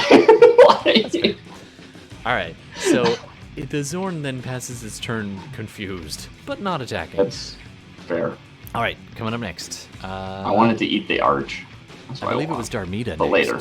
Not On right now. deck, Archibald. So Darmita, then Archibald. Okay. So I'm going to maintain base contact with this guy, but I'm going to go here. And if I measured things out correctly, I'm within 10 feet of Mommy Dearest. Uh-huh. Ooh. I'm going to basically scream at her, Mom, look at me! And then Her head swivels all the rest of the way around Okay. from looking at Benkuhm and looks at you. And for a flickering second, her eyes, which usually glow that brilliant white, dim a little bit. Don't do it. At that point, Valazion I'm going to said, cast. ever have your players line 2 miles of cheap peasants up come and on. take advantage There of it is. passing mechanics, prepped actions, necrotic and 6-second shroud. rounds to transport a pole at 3/4 THS So the way to Mach 2? Sorry. This guy. Sorry, just Whoops, 1 second. I still have my a pointer on. viewer's suggestion or comment anyway. Ever have your players line 2 miles of cheap peasants up and take advantage of passing mechanics, prepped actions, and 6 round seconds to transport a pole 2/3 of the way to Mach 2? I can't say we've done that, but you know, life goals. Sorry, Darmita, you were saying. It's a life goal. So, this guy, and my mother. Mm-hmm. And are there any other creatures within 10 feet of me? I don't know, is the book a creature? No. I don't know. Probably not. So any creature within 10 feet of me. Yep. Oh, the mimics. Yeah, the mimics. Oh, the mimics. They have to make a DC 13 charisma save. Okay. So you pop you have the skeletal wing thing going on, right? Is that what this is? Todd's cut out again. I did. Oh, did he? Yeah. I wasn't watching. Thank Okay, you the for stream saying can so. still hear me. I wasn't watching either. I was on roll 20. What is going on with this weird thing? Oh. You know. Back. Okay, that's strange. I blame Zoom for I think it is Zoom. yeah. So this is that you pop your skeletal wings out move? Yeah. So you drop your cloak. Absolutely clouded over black. My skeletal shroud comes out, and I look like her now. The resemblance Yeah, is uncanny. Hmm. As you pulse with shadow energy, and that is, I believe, 1, 2, 3, 4, 5 things need to save. Oh, choose the order first. From left to right, fail. Are they immune to fear? They are zombies. Some things are, yeah. I feel like the deva might be, or the revenant might be. I expect her to be. Yeah. But I don't know about the other zombie folk. Oh, gotcha. God, All yelling right. at you. She's So- not afraid. So it goes zombie, mimic, mommy dearest, random peasant. That's not an Is that what undead. it is? That's a Oh. freaking peasant who was like, "Oh my god, what?" He goes running over to. He's like standing next to the most normal people he can see. It's attacking. So they are. Huh? What's your DC again? 13. 13. So the nat 1 and the nat 2, they fail. Yeah, fail and afraid. I'll just put this face there. Oh, cancel. Sorry, a little bit of technical mumbo jumbo here. That's the zombie and the first mimic. The second mimic succeeds. Mommy dearest Dearest. succeeds with an 8 plus 5. And All right. buddy boy Rando absolutely wets himself. And he looks at both of the angels and just screams and barrels straight towards the exit. Just jumps down, falls, scrambles up, and runs this way. He's been delaying. There we go. All right. That is your turn or your bonus? It's hard to read because you use your action to do that, so you still have a bonus. the thing is, the way it reads, it's really weird because it then says I can deal extra necrotic damage to one target when I deal damage to it with an attack or a spell. I would It say lasts a that minute, still counts whether Yeah. they saved or not, because that's more to do with your form. Okay. Yeah, like I think anyone that you fight. Yeah, That happens whether to, they right? got Yeah. frightened or not doesn't really matter. You still deal that extra damage. But the fear is just a pop in, yeah. Yeah. All right. I All right. guess then that's my turn. Oh, and you 'Cause- said you moved your Hunter's Mark to Mommy Dearest, right? A while ago, yeah. I thought so. Cool. I'm just gonna put a little green dot on her. All right, that's your turn. Archibald is next. Cool. What's he gonna do? I'll ask you that. Well, he did get his blade back, correct? He did. In fact, I'm just changing the order. And it to- never went off. No, it's still active. It doesn't have to reactivate it, so that's great. And everyone seems to be fighting this angel person. So I suppose he will join in. The angel is in the air somewhat, right? But Actually, Brenda, now restrained. she's about 5 feet up. With the last couple hits, you've been. I mean, any more than 5 lower feet, and you can't lower. get it at someone. So, like, Yeah. that's a question. Which I think is ridiculous. Um, You should be able to hit at least 8 feet in the air. Sure, I mean, you are, right? Their center mass is above 5 feet. The bottom of their feet is 5 feet. Never mind. So he's just going to... there's no zombies next to him. It's just me, right? Okay, great. He will close that distance and prepare for a proper duel. And say something quippy. He's gonna close. Just imagine something quippy here. For duelist rogues, it's that they have to have no one. But Benkuhm's there anyway, so it's fine. Yeah. He doesn't lose the normal But he mode wants of to, he goes down the steps, seeing the mimic. He Sure. sees that peasant running away and like kicks him in the ass as Sure. the guy's going, and kind of uses that. Get going! Heroes are here! Gets to vault up onto this off of the peasant, goes falling flat on his face right here. He then lands up here and spins around and stabs at the deva. Go ahead and attack with advantage. Because you got bear. Oh no, you don't have wolf, do you? But they're restrained. But she is restrained. So yeah, go ahead and make your attack with advantage. Okay, Sunblade. I have 2 in here. One is the... Yeah, that's the one. Okay, good advantage. Whew, man. All right, 22 hits. Great. Sunblade. I think that's correct. So, first of all, radiant damage. So that's a big deal. We've got D8 plus 5d6 for sneak attack, 4 from Dex, and 2 from magic. Yeah, that's correct. I keep running out of pens. All right. And I think it is all radiant, isn't it? Because it's not like the sword just gets bonus radiant damage. It's a very strange blade. So he just stabs into her, and up till this point, she has not reacted to any damages that have heard, except like bones popping back into place, but doesn't seem to phase her at all.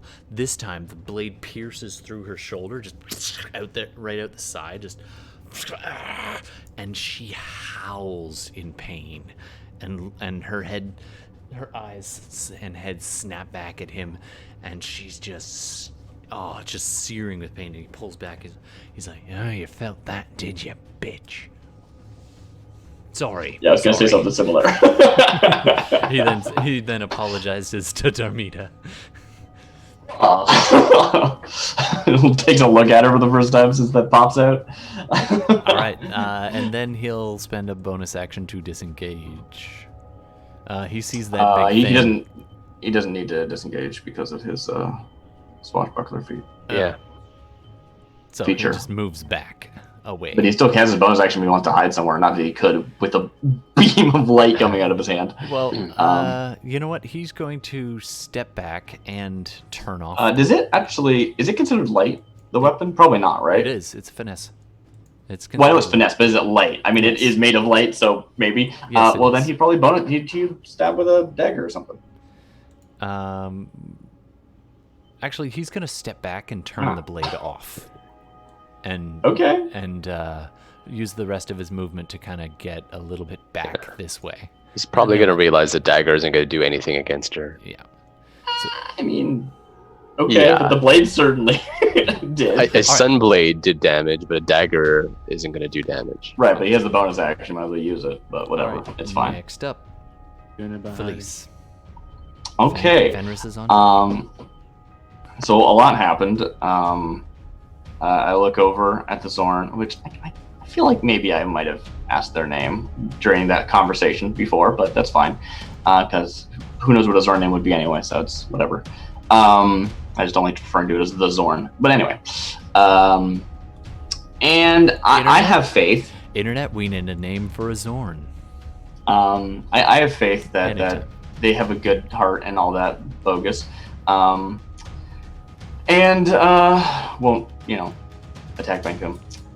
I'm still not sure if I want to attack this angel. In fact, I'm pretty sure I don't. And I think I could probably just talk to them, but I'm not going to do that first. I'm going to instead...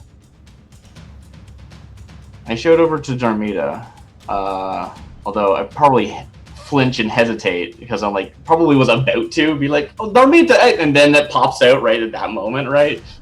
Rewinding a bit, and I'm like, could you give me a hand up? And I'm going to try and do some fancy footwork, tiny gnomish running. So I'll disengage as my action, and I'm going to see if I can get Darmita to give me a lift and kick me up over. I'm motioning with my token, but that's not how that works. You don't see it until I drop it down again. Right. But I want to see if I can get it kick up and jump over this and land in the middle. I don't know how high it goes. I assume it doesn't go the highest possible. But we're going to try that, and we're going to fail, and we're going to die, and it's going to be spectacular. Right. Absolutely. You did disengage, so go ahead. I did disengage. There's 2 I need to run by, doesn't get an attack at you, but the second one would? No, disengage last whole turn. Oh, okay, sorry. So, so you're dodgy, and Darmita... But I need Darmita's help. I need the willfulness. I don't know if Bela's going to... All right, let's... Or if Darmita actually is focused enough for that, because she's kind of focused on other things.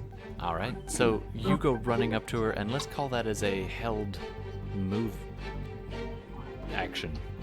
Does that I mean, work? okay, if you want, if you, I mean, mechanically it doesn't, but if you want to, I'll take it. We'll do that.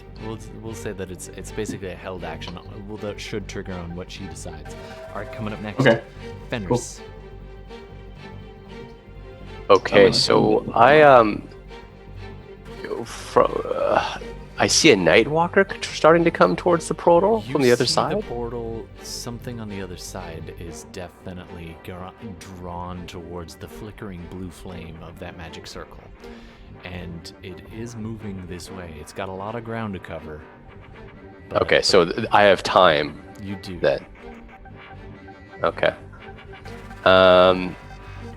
As I look over, I guess I would notice the base of the pillars, the missing stones, right? Yep. So that definitely triggers. Maybe I'm spending my second plot point, No, but no, that you don't definitely. need to spend a plot point for that. You already started putting the pieces together. Yeah. Stones given to you by that old man, rattling in a pouch on your belt.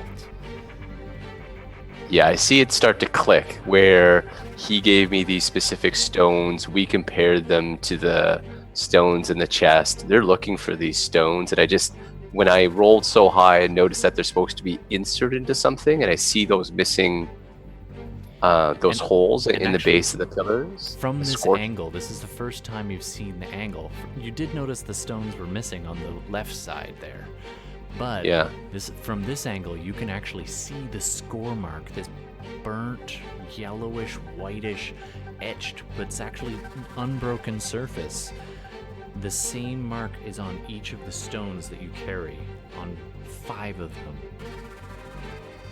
in particular. And you notice that, and you also notice, it's kind of one of those like snap. You see the pillar, snap.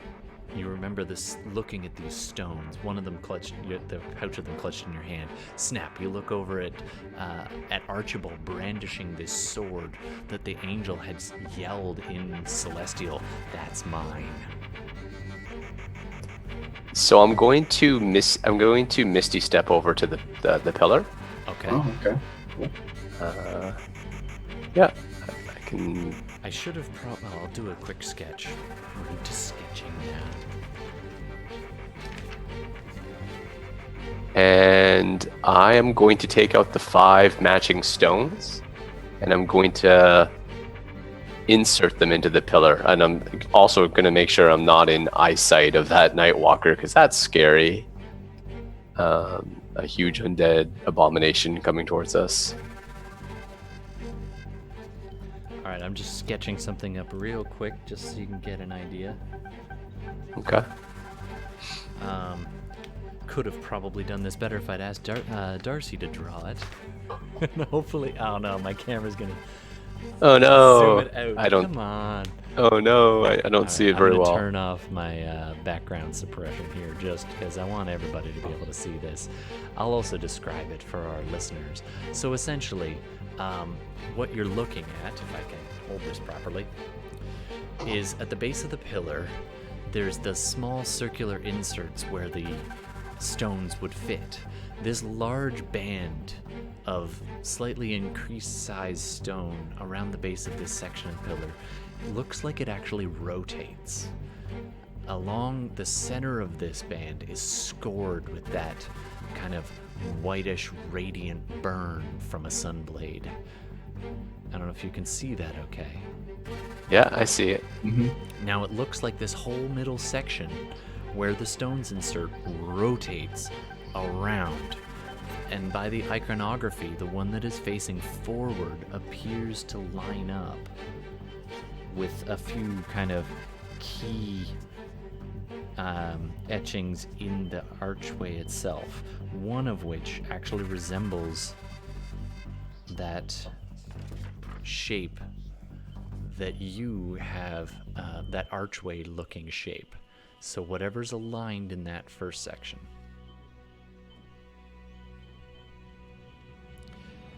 All right. So is there anything else you want to do? Technically, we're approaching your action spent investigating.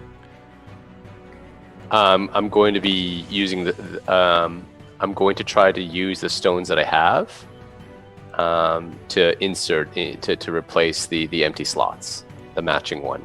Okay. Based off of the scorch marks and the iconography. As you go to put it in, you're going to start in the center, or you're going to start on one of the ones not in alignment? The ones that are not in alignment. Okay. What order do you want to put them in? So you have a red stone. Gemini_twin. I have a gold, a blue, an emerald, and a black. The portal changes, and the 3 Spelljammer crew turns to look at you. You've never seen something with tentacles for a face look surprised, but the Illithid do seem to be rather stunned. I love it, Gemini. Sorry, I paused there for a second. Gord is probably like, what? But Gemini just made an excellent suggestion. So as you look at this portal, it shifts again as you put the first one in, and it's funny. You go to put it in the middle, and it almost repels like a magnet set the wrong way that you just can't force it in.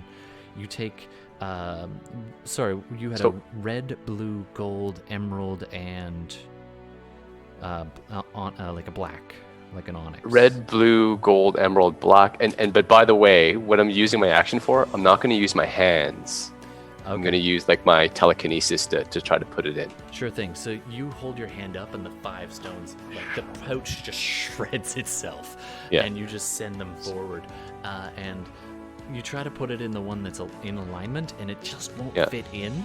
But then you put the one next to it and it goes click like a magnet aligned the proper way. So I'm just kind of having them all levitating in front and trying to match the best one in. As the portal shifts, the whole the base, this little thing slightly comes out of alignment again, and you can see on the far side it does shift properly to align a next one, and that is when the portal changes.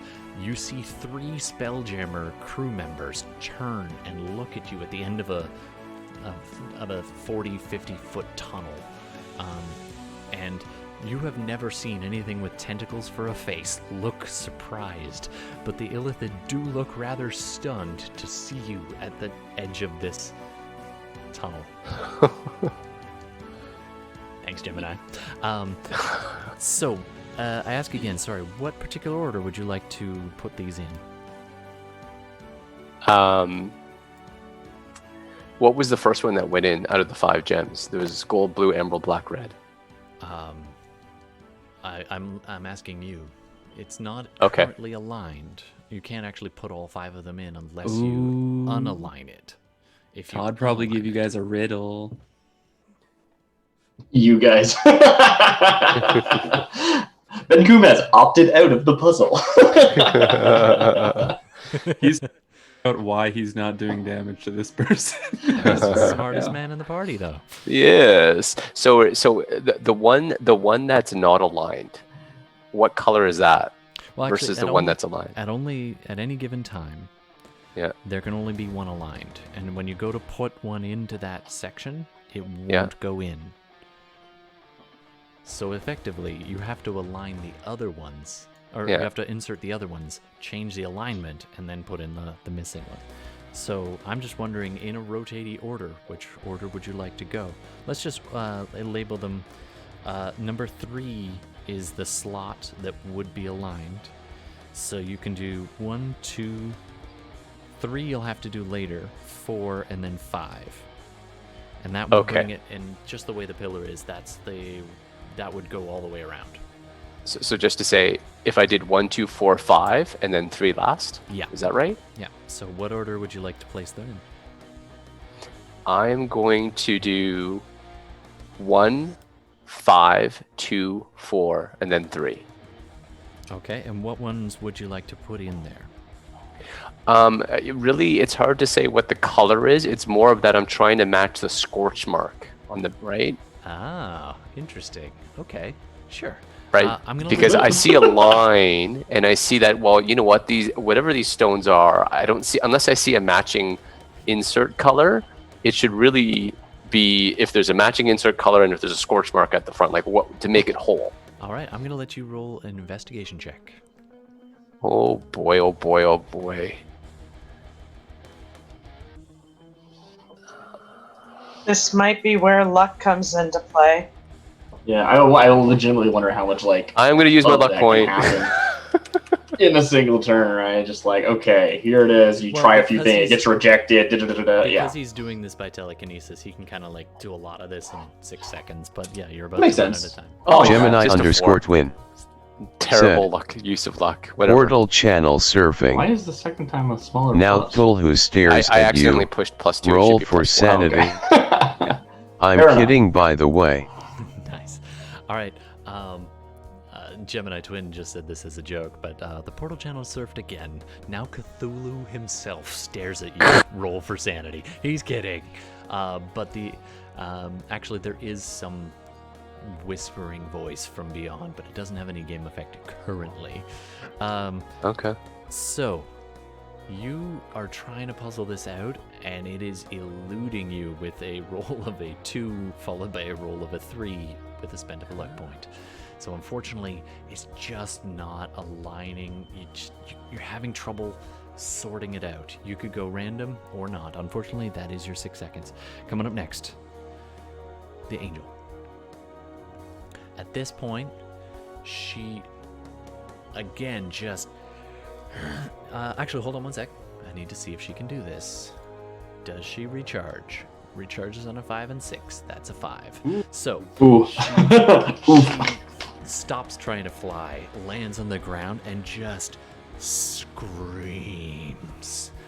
This time, it's a pulse that emanates out from beyond her. Everyone within earshot, which is pretty much the whole room, I think that's roll fair. a wisdom saving throw. Okay. This is Philees.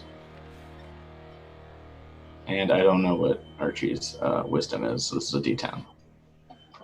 D20, sorry. I don't know why I said D10. Ooh. Now I roll well. Oh. All right. I mean, it's a pretty good team to roll well on, let's be fair. Yeah. Bela. It's probably fail. better to delay that on one turn than to have had the 3 on this. Bela, fail. Benkuhm fails with a 13. Philees succeeds with a 19.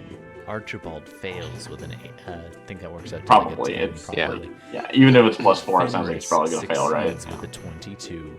Natural 20. Nice job. Everyone who fails... Oh, and any other rando humans also just fail because they can't. Mimics, humans, Um, zombies maybe even, who knows? No, the zombies don't seem to be affected by this too much. But everyone else is considered frightened until they... Well, I'll let you know when. So everyone who failed is frightened of her. Alright, coming up next. She's still restrained. Doesn't seem to be... No, that would take an action. So yeah, that's it. That's her turn. Next up, Benkuhm. That's just like a banshee wail. That's what you did, like Yep. narratively. Yeah. You hear the dozens and dozens of voices overlain with hers as she opens her mouth as a conduit to the hells themselves, and you hear her just screaming. Wow. Sorry for your ears. All right. Cool. So Philees, this thing is on the loose pretty much. The Earth. The Zorn? Yeah. Cool. So you can't take it back. I have to kill it, kind of. I mean, It theoretically, hasn't been it's a living being. You know, you can reason like anything else, but yeah. I don't think I can speak to it. Oh, But that's true. That's fair. Like, you're right. I don't know if I'm gonna be afraid of this thing. Well, yeah. it's just standing Yeah, it's- behind you. It hasn't done anything yet. The angel Yeah. is... Your ears are ringing still. It might not be clear that it's Actually... like uncontrolled. Yeah. Ironically, Benkuhm, that scream and the voices howling reminds you of your nightmares. The things that are keeping you from sleeping, the voices of torment. This could be your future. You are terrified of this being. What do you want to do? I will just take my straight attacks if I can still attack her. Sure. You're rolling at disadvantage. Oh, but you're gonna advantage that up. Yeah, so, and you can't stack them anyway, so I'm just rolling straight rolls. Rolling straight Sorry, rolls. Todd.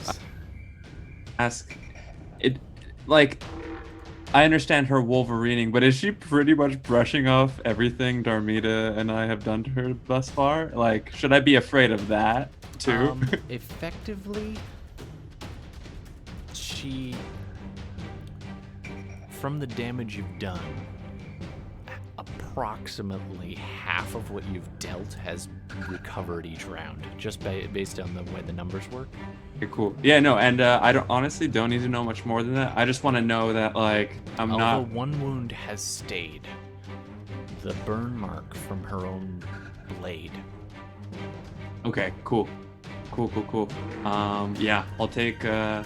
She appears, well, you wouldn't know, but she appears to have some kind of, not immunity, but there is some kind of strange effect, some kind of strange protection on her. Fuck. I feel like, Benkuhm's just gonna go. I said no, Great Weapon Master. I'm gonna do 2 attacks. Great Weapon Master. If I can attack her with the. Right, nice. Nice. One of them hits. So Yeah. as you kind of shake off the fear, nice. 20. What is that? 22. 22. 22 damage for bludgeoning this. damage. 21 to hit. Yep. 22 from this. Could I bonus action tighten the chain around her? Sure. Yeah, you can tell the chain to do things for a bonus. Like an attack, I guess. Cool. Just have to change up my That pen. would be. Tracking that would be a straight damage roll. separately. Misses. Yep. For a 10. The chain is just. Oh, sorry. Actually, technically, can it attack while it's restraining? I don't Yo, mind Finn. if it doesn't attack. Yeah, I'm 'cause gonna Said. say it probably doesn't. Portal change. Now it's a group I'm of people going to sitting move around a table just with to this papers and side. dice. to kind of learn if the Zorn is going to attack me, pretty much. Yaofen, I love it. So the portal shifts again in front of Fenris as he's desperately trying to solve this strange puzzle. You look upon a small wooden room. Surrounded, you see a central table in the middle. People sitting around this table with paper and dice, looking puzzled. The wind shifts some of the pages and they look up towards a wall. And they all look shocked for a second, except one dude, a slight-looking man, acne on his face, looks up and says, "I fucking knew it." Are full of people playing Dungeons and Dragons? Yeah. Maybe, I don't know. Maybe. Thank you, Oh my Yaofen. God. They're playing poker dice. Like, are they gambling or are they like playing? No, like... they're definitely playing Dungeons and Dragons around a table. All right. They're playing Pathfinder, actually. Edition. Roll for addition. No, all right, we're going to keep going. Coming up next, after a couple of smashes, next up is the Zorn. The Zorn looks at the angel, holding its head, clutching onto its ears. It is terrified of her. It turns and flees. As fast as its Oh, yeah, I didn't make a slow-ass check for legs, them. I That rolled makes for sense. it. They should. As Yeah, fast as smart. its slow-ass legs can carry it. Yeah. All right. Next up, Darmita. On deck is Archie. Cut you off, Bella. I am frightened. Could I have moved like that? If you move away, you cannot come back while Yeah. still frightened. Oh, and Could do I- me a favor. Yeah, you can move. And on the end of your turn, Okay. do a wisdom saving throw, please, Benkuhm. All right, cool. Sorry, Bella. I just Oh, forgot. that's okay. 17. You succeed. You shake off. And, oh, I probably should have given you advantage on your rolls because you are raging. I don't know if you get advantage on... No, I'm not a frenzy All right. berserker barbarian now. Oh, Frenzy does do think- something. Good to know. Oh, sick burn on Frenzy Barbarians. All right, everyone Frenzy gets to Barbarians do attack something. on- They accrue exhaustion. It's true. Yeah. And we already have that homebrewed in with his magic. Yeah, exactly. All right, Thanks, so you are no longer frightened as you step around this fallen angel. Coming up next, Darmita. Okay. So, a couple of things happening here. Philees is running at me. Yep. If you want to spend your move, you could give her a boost. I wouldn't say it's your All right. action. You can basically position your knee that she can vault off of it. I was thinking I kind of bent over so she could jump on my back and then jump off. Okay. Cool. Very mangy. Yeah. I love it. You're going to Awesome. use your move action to do that, though. Yep. Okay, so you do that. She goes pinwheeling off. Go ahead and roll a... let's go with the dex... Yeah, roll dex save, Philees. Sure. 18. 18. Oh, never mind. All right, so as you go flying... Backflip over some invisible fire. Flames, it actually pulses, and the flames extend up, and you can see that it is actually forming a kind of dome around it. Not Nice. Just, Good. and it repulses you as soon as you make contact with it. Doesn't do any damage. However, your dex save, which was successful, allows you to pick the direction in which you land. It would have been a random dice roll otherwise. So where would you like to land? Please note, if you land on the north side, you would effectively be in the portal. Oh, how high is the portal? It's about 15 feet. How high is the arch? The arch Okay, is- how high am I? Oh, sorry, the With arch the is about 20 feet. deflecting. With the deflecting, Okay. you're about 15. So you would definitely land Okay. in and be... Bam. All right, so I can't use gravity to my advantage to break through this Unfortunately not. this deflection, huh? Well.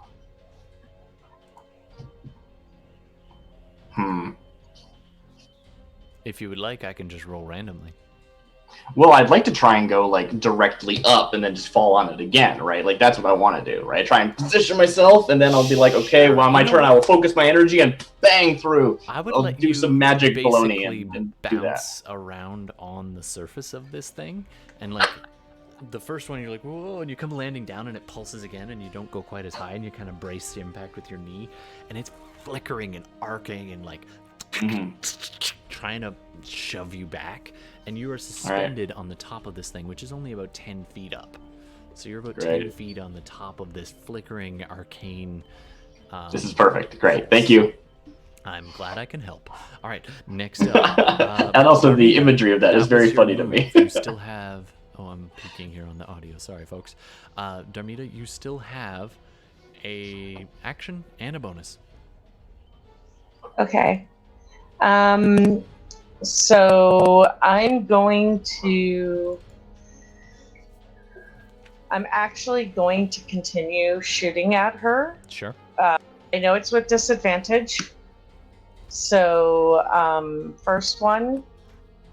They cancel. 20. They cancel out. Oh, because of Restrain.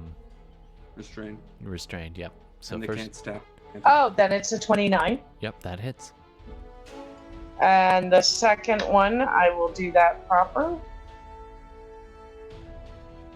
27. Both hit. Your aim is still true. She takes 9 necrotic damage right off the hop for my necrotic shroud. And then 6.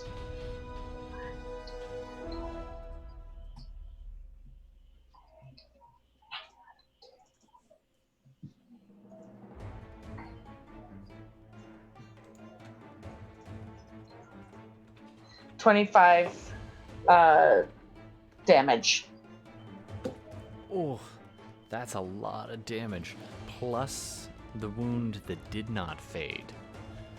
The arrow strikes. The first one hits her in the torso, and she looks up at you with this hiss. The next one, whoosh, right in one of her eyes, and she just and falls over, flailing, arms and wings and legs just tantruming. She is Yofin said, down, but she portal is not change. out. You now see the lights of the skyline of Night City. Gunshots I and will siren sounds ring soliloquy out through the portal. To, as a free action to Archie. Yeah. Get his name from her. All right. Hopefully he knows I mean before he kills her. I'm gonna get you to roll a Performance. intelligence check. Who, me? Darmita. Okay. I'm not very smart. Maybe the smartest man in the group should do it. Oh, that is a nat 1. I'm so happy right now. Gosh. Fuck. Archibald's it's like an actual nat 1. It's not Hey. modified. So beautiful. Name. Dude. Name. What is in a name? And Archibald starts pontificating about this. By the way, Fenris is the only one who gets to enjoy this. As the portal changes again, you see the lights of a skyline of a city. You hear loud popping sounds in the distance and a wail of some kind of strange creature ringing out through the portal.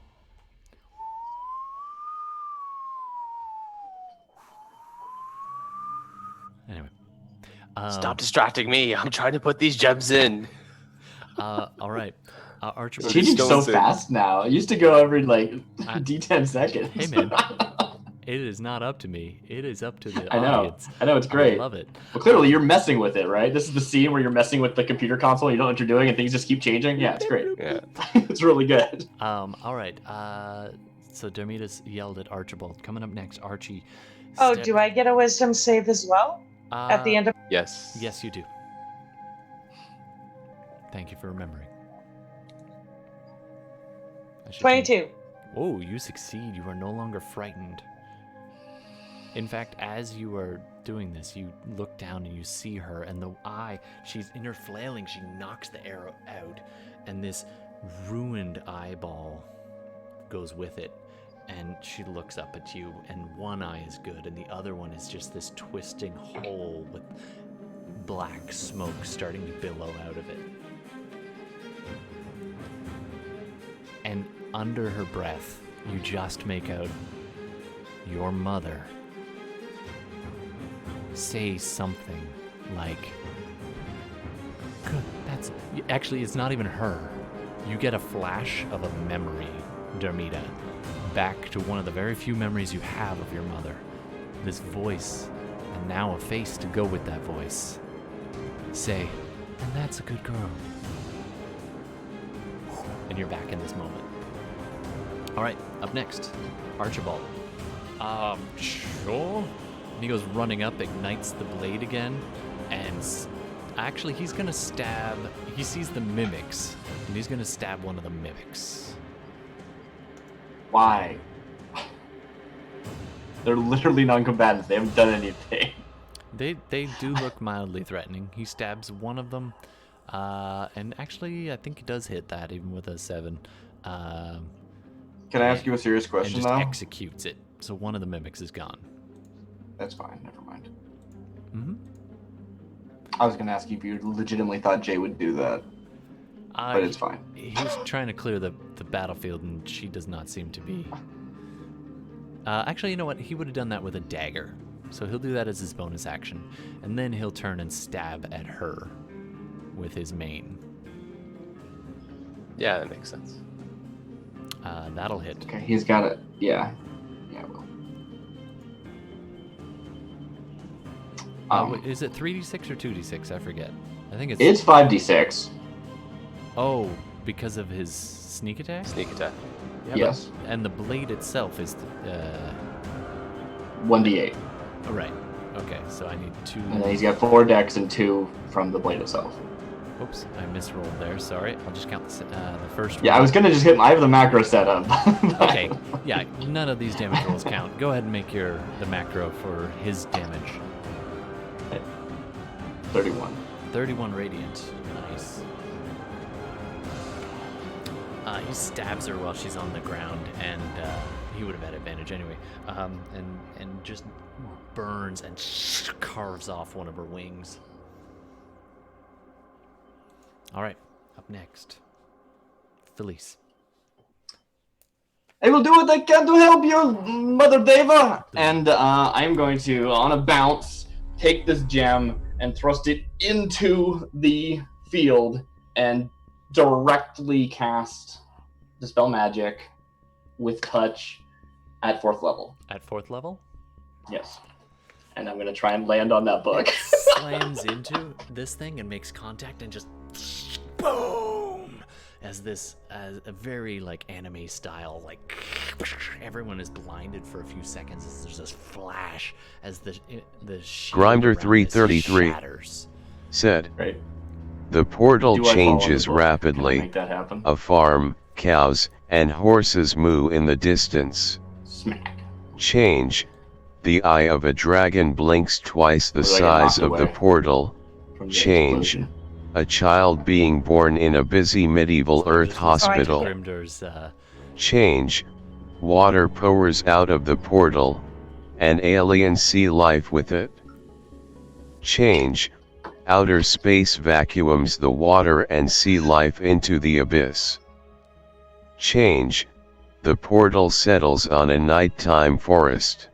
Nice. So as Fenris is busy trying to spin this and pop in, spin this and pop in, the portal is going wild, and it does exactly as Grimdur described. It changes rapidly. A farm, cows and horses moo in the distance. I'm reading this for the players. I know viewers, you already heard this. It changes again. Just a gigantic eye opens of a dragon, blinks twice, and then changes again. A child is born in a busy medieval hospital. Change. Water comes pouring out of the portal, or down the tunnel. It doesn't quite get to the edge. It's about to get to the edge because this is a good between 90 and 50-foot tunnel of wormhole. It starts gushing down this, and then just as it does that, gets towards the edge, it changes again. Outer space and stars behind, and the water just gets vacuumed straight back out, and I punch my light.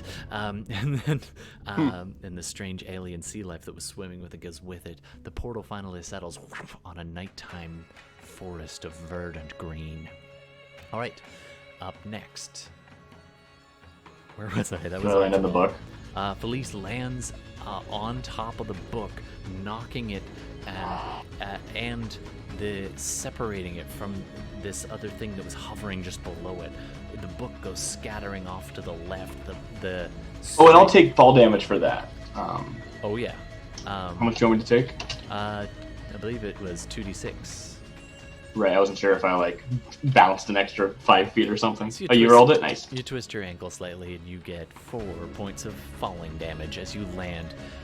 The book goes scattering. Roll a d8 for me. Sure. 6. You're lucky you did not roll a 1. All right, the book goes scattering and lands at Fenris's feet. Can I try and grab it as it as I fall on it, or no? More interestingly, you land and the thing that was kind of resting against originally is this small small cube that had been resting on it. It's sure for you it's fairly sizable, but for anybody else it's probably about 2 hands widths for human hands. For you it's and it's the same tall. So 10 inch, yeah. Yeah, and you land on it's right next to your face as you kind of pull your head up and you look at this thing. It is etched in beautiful runes and terrifying runes, and the blood from the mage that opened this is seeping in and into the little runes that are etched around it. And that box is basically sitting right there. I don't have the icon for it. Cool. You're making it sound very important, so I will look at that. But I was really intending to land on the book and land on it, but that is fine. You get that because the whole thing exploded. So nice. All right, coming up next. I will accept that. That was Philees' turn. Spells. Fenris's turn. Yeah. Oh. So the book is right there next to me, and then there's also the gems. Am I able to intuit Gemini _twin? The scene has changed, so I'm not as the concerned last about portal suggestion I have. It changes to a view of a hamlet. You can see a castle in the distance past some thick mist, and you see a sign that proclaims the name of the hamlet. Its name is Baravia. Nice. All right, so as you're trying to figure out what to do, thanks Gemini for your suggestion. The last portal suggestion he has, thanks, at least for now. It changes to the view of a hamlet at night. In the distance, you see a castle. Thick mist surrounding a mountain side. You see a sign on the edge of the hamlet. Its name is Barovia. Oh, nice. Do you want to finish popping in? You do it in the order you said. So 1, 5, 2, 4, and 3. I'm gonna finish. Now that I've got it complete focus on this, even though the book is next to me, I'll assume Philees will take care of it. I'm gonna take the time to carefully look at the order, carefully look at the gems, and try again. All right. So 1, 5, 2, 4, 3. 1, 5, 2, 4, 3, and it is currently dialed between things. What number would you like to leave it as nothing? As you shift it, the portal goes out of focus again, and this time, instead of a warping tornado, wretched pain and twisting wormhole, as it shifts this time, as you click in that last one, it stabilizes, and when you shift it, it just becomes a mist. It's currently between a 3 and a 4. If you want to dial something in, you can. I am going to shift it. So when it was shifting between the dials, was I noticing anything, like when it comes to the dials and the gems? Like, do the color of the gems correspond to a plane? Like, does blue correspond to water, aqua? Does red correspond to hell? Because like of the abyss? Damage, as you were shifting this thing around, the other one was wildly twitching, and the other pillar around that one was wildly twitching as well. But now that it's undamaged, well, more or less,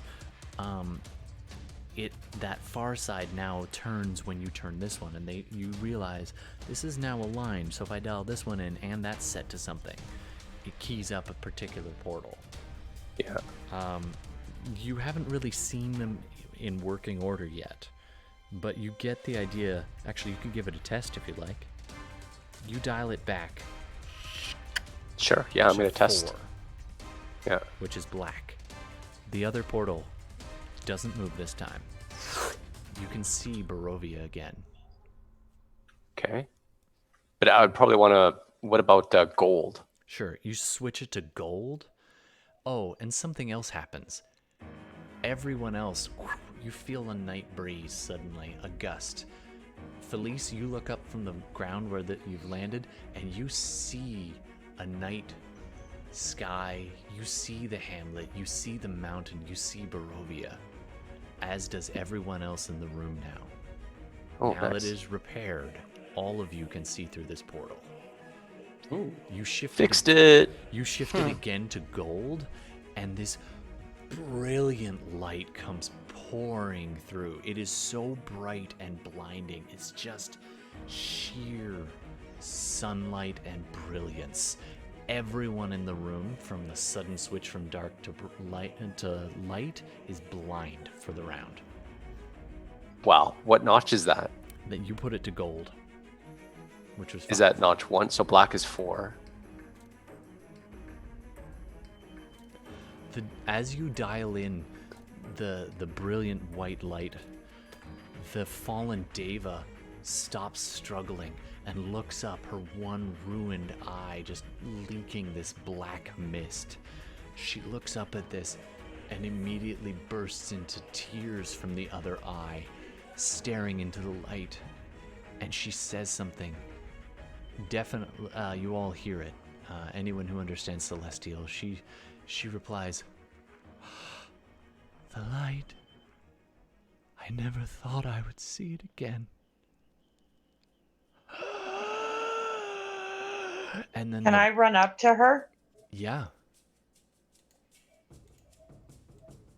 Yep, you shift. You get right up to her and kneel down, I'm assuming. Yeah. I take her head in my hands. Yeah. And like a tear falls on her face, and I beg her to tell me, and I can't out of game I cannot remember the the Eye of Paler. Yeah. I beg her to please tell me his name, and I'm grabbing her as I give her hit points back. Nice. All right, you heal her. I heal her. And you stare into her one good eye. And you beg her. And she looks up at you and she says,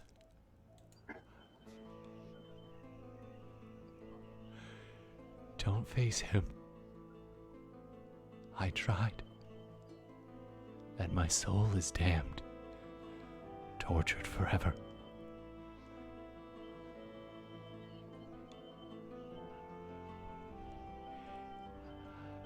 His name, or his blade, or his eyes. You must use..." And the other eye starts leeching. Shadow starts pulsing in veins along her face, and it starts pulsing and infecting the other good eye as this one starts to flare with darkness.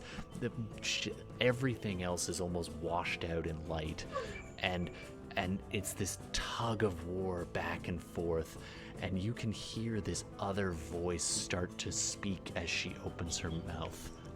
Her words fade away, and instead this other voice pops. "You may not take my favorite pastime. I see you. You may not have her.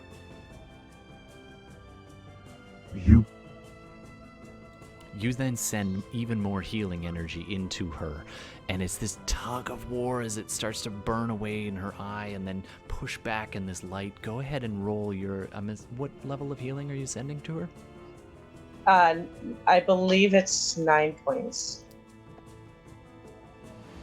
All right, this is just straight up your Aasimar thing. Yeah. I totally forget you have that all the time. I'm just doing some math here. You know, exciting Dungeons and Dragons math, telling a story. 63.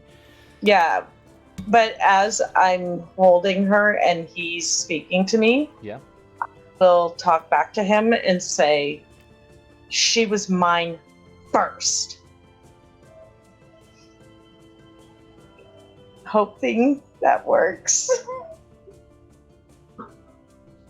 She is... Wrong voice. She is shuddering, her one wing flapping against the ground, and she stands up in the effort, and she pulls you up with her to your feet.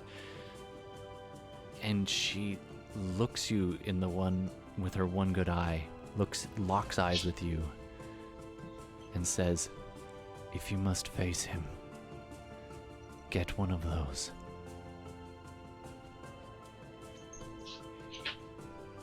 His name. Get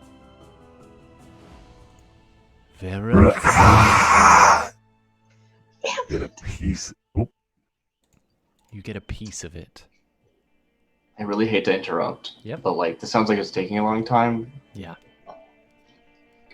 I don't know what I think that I'm happy to just stand there and shock. That's fine. But I can imagine things that people might be doing, so I just want to give them an opportunity. Absolutely. Basically, you're all groping in the bright as opposed to groping in the dark. For a change, Fenris's perfect vision is not helping him. So you do get the beginning of a name. It really is just a blinding light. Okay. Vera. So, and then it went on beyond that, and then the scream stopped. So VAIRAR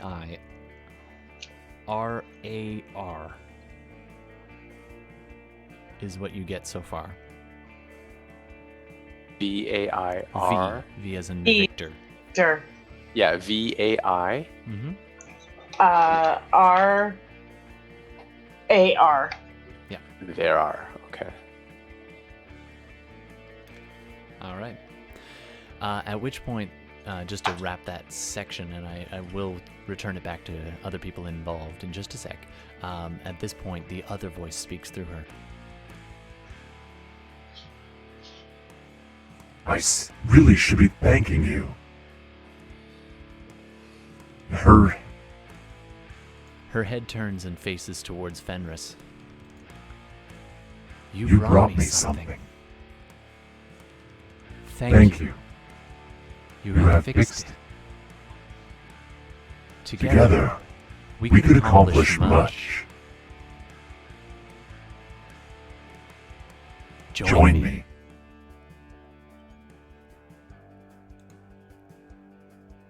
Shouldn't have killed my parents. Mortals die. But They don't have to. This I I can can offer offer you. you. Fenris, turn off the portal. Turn it off.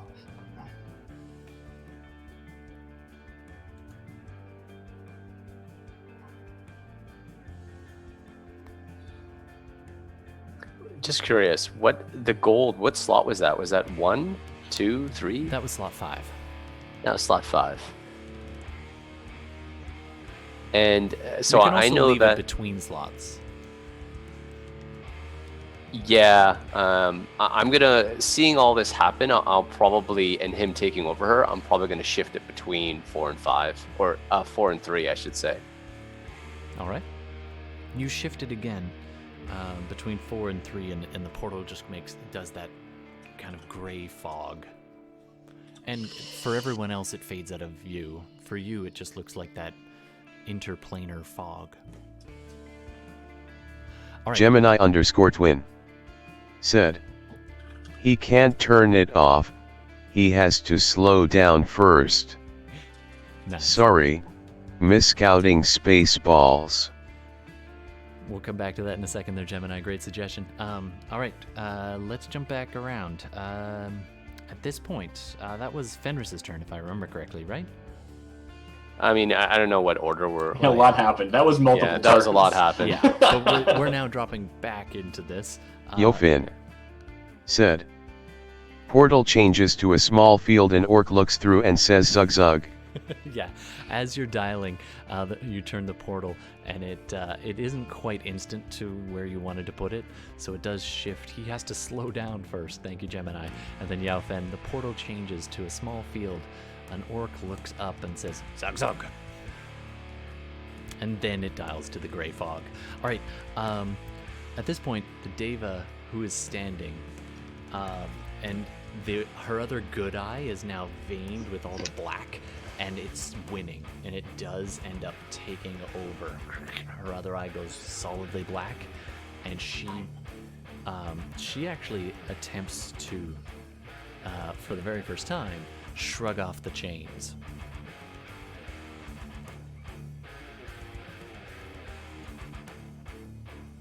Awesome. Ooh, maybe not. It's not a very high DC on those chains, I don't think. I have no idea, to be honest. Oh, I don't think we've ever actually figured that out. So what would your DC save be for your better stat? If we were doing this based on strength, I would add the +3 to my... To 8? I mean, well, I guess I would add athletics, so 8 Sure. plus 7, 15. So 15? Escape 15, I guess. All right, so it did not... Is your proficiency part of that? I think it doesn't matter. Yeah, that is proficient. She does not manage to do that, but she does get 2 attacks, so she tries again. Cool. It's an attack action. That time, she pulses and the train resists. This time, she just looks down, and she says, "You little traitors," She he says to the chain. and snaps the chain, and that chain is no more. Good thing you got 2 more. As it just pieces go flying off into the corners of the room, the angel is now free, and the face now starts to just leak this black shadowy smoke from where her eyes were. There's an ever so slight echo of light appearing where Darmita's mother's eye was, and as it reaches up with its one arm towards its own face, it locks eyes with Darmita just as it reaches forward, and the voice of your mother mutters, "Be well, my child," and the fist just digs in and grabs the eye and pulls it right out of her own socket and just hurls it into the pool of blood. What the and fuck? Both eyes are now that seeping blackened mist. I disagree with this. You drew this. Anyway, that was its bonus action. Gouging your eyes is a bonus action in my world. You're all welcome to take advantage of that feat if you want. Okay, that's good to know. I will hold you on that. If it's ever relevant. Yeah. It might be. All right, coming up next, Benkuhm, if you want to do anything, and then Darmita. You are still technically in combat. Just so I'm reading this properly, she lost the battle with this physical body, right? It's clearly succumbing to corruption and evil. It is, yeah. Okay, free action.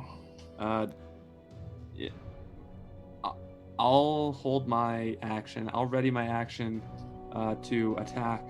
And then I'll ask Darmita, kind of looking at her, and it's like, do you want me to, and then I'll just hold my turn in case she wants me to finish this. Absolutely. Dreadlord thingy-majig. Darmita's next. Oh, cool. Finish her. All right, cool. And I just turn my back. So I don't have to watch.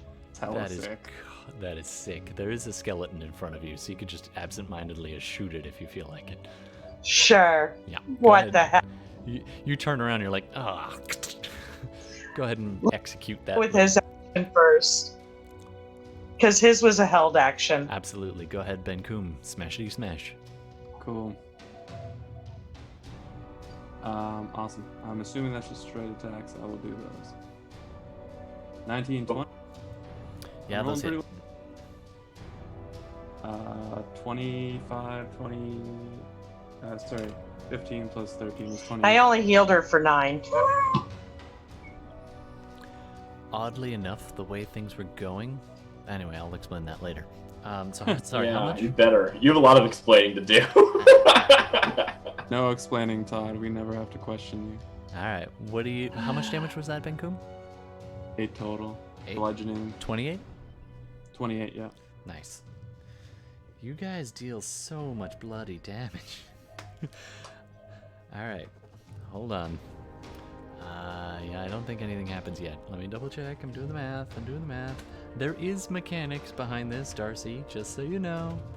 Yeah, I know. I just felt like a lot of time passed and blah, blah, blah. I'm not going to actually argue. I'm just going to issue that we'll talk later. Sure thing. All right. All right, so you slam into her twice. Just smash, smash. Each time, she's back to taking those hits without really any feeling to it. She is badly damaged, and you smack one knee and she crumples, and because one wing was lopped off already, it can't keep her aloft, so she does fall to her knee, but immediately afterwards starts trying to get up again. These wounds should have dropped her. Between all the radiant damage, the thing that Darmita did, she's getting up over a certain threshold and falling, and then almost immediately starting to get back up again, as if she were regenerating. Cool. Thank you. All right. Next up is Darmita. Yeah. So you've turned your back. Finish her. Yeah, I don't see this. However, I will bonus action move my Hunter's mark? rain Hunter's Mark to this Isn't it already on her? right here. Isn't it? Did she die? That's You can't move unless they die. Bad, yeah. She's basically hitting 0 and then immediately starting to pop back up again. That's more flavor than just me waiting till her turn. My mistake. Her regen is crazy. Certain types of damage are taking effect and staying, other ones not so much. So Philees, you do get a very strong impression, but I'll come to that on your turn. Hold on. Yes, thank you. So the first hit was a 25, and that's 13, 16. Oh, snap. Damage. She might not be totally dead, but she's dead to you. Alright, anyway, sorry. 16 damage. I believe that... Oh, almost. You've hurt the zombie badly. Alright, so my... Oh, and... Oh, sorry, skeleton. Actually, skeleton? Oh, no, yeah. Before I do the next one, add another 9 damage to that for necrotic damage. Nice. Because I get one... I believe... No, it's not actually resistant to necrotic, so that does hurt it. Yeah, it's weird, but most, So that's enough to drop it. So that skeleton, you just single arrow it and it explodes its skull. Little bits of brain, skull. Do I hear her? The book. Yeah, you can hear her falling, and then there's this actual. What you hear is something like.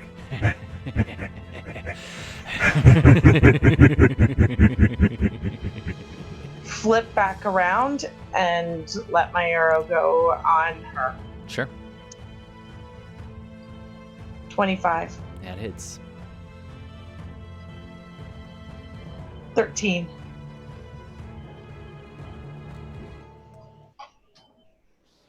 All right, that's a lot of damage. That's an even 100 base. Yeah, she keeps trying to stand up and just you nail her. She's got the arrow sticking out of her back, and yet she's still trying to stand. All right, that does your turn, Archibald. Archibald steps around her and says, "Allow me." Raises the sunblade above and says, "I believe you said this was yours. Here, have it back." And stabs into her. And that looks like that counts as sneak attack.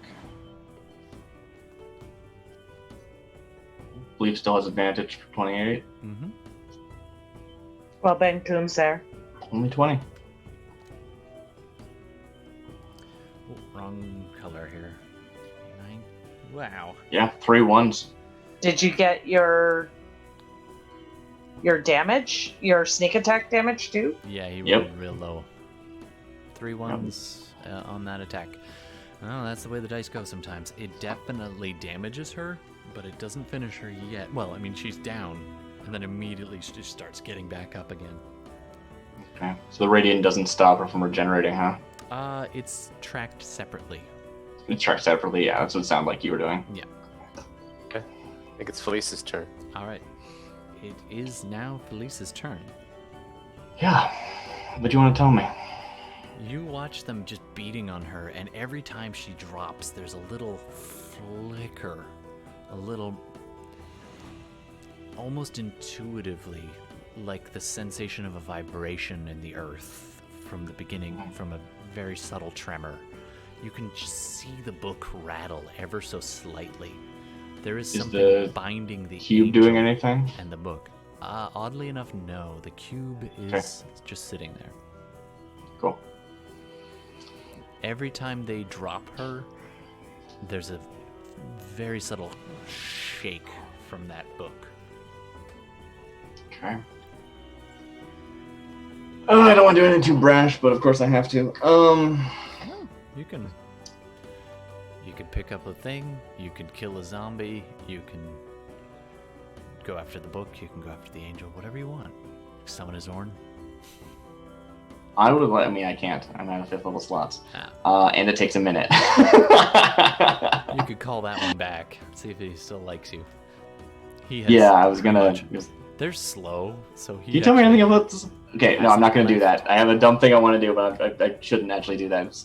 This is an important dramatic scene. Yeah. You don't need my baloney.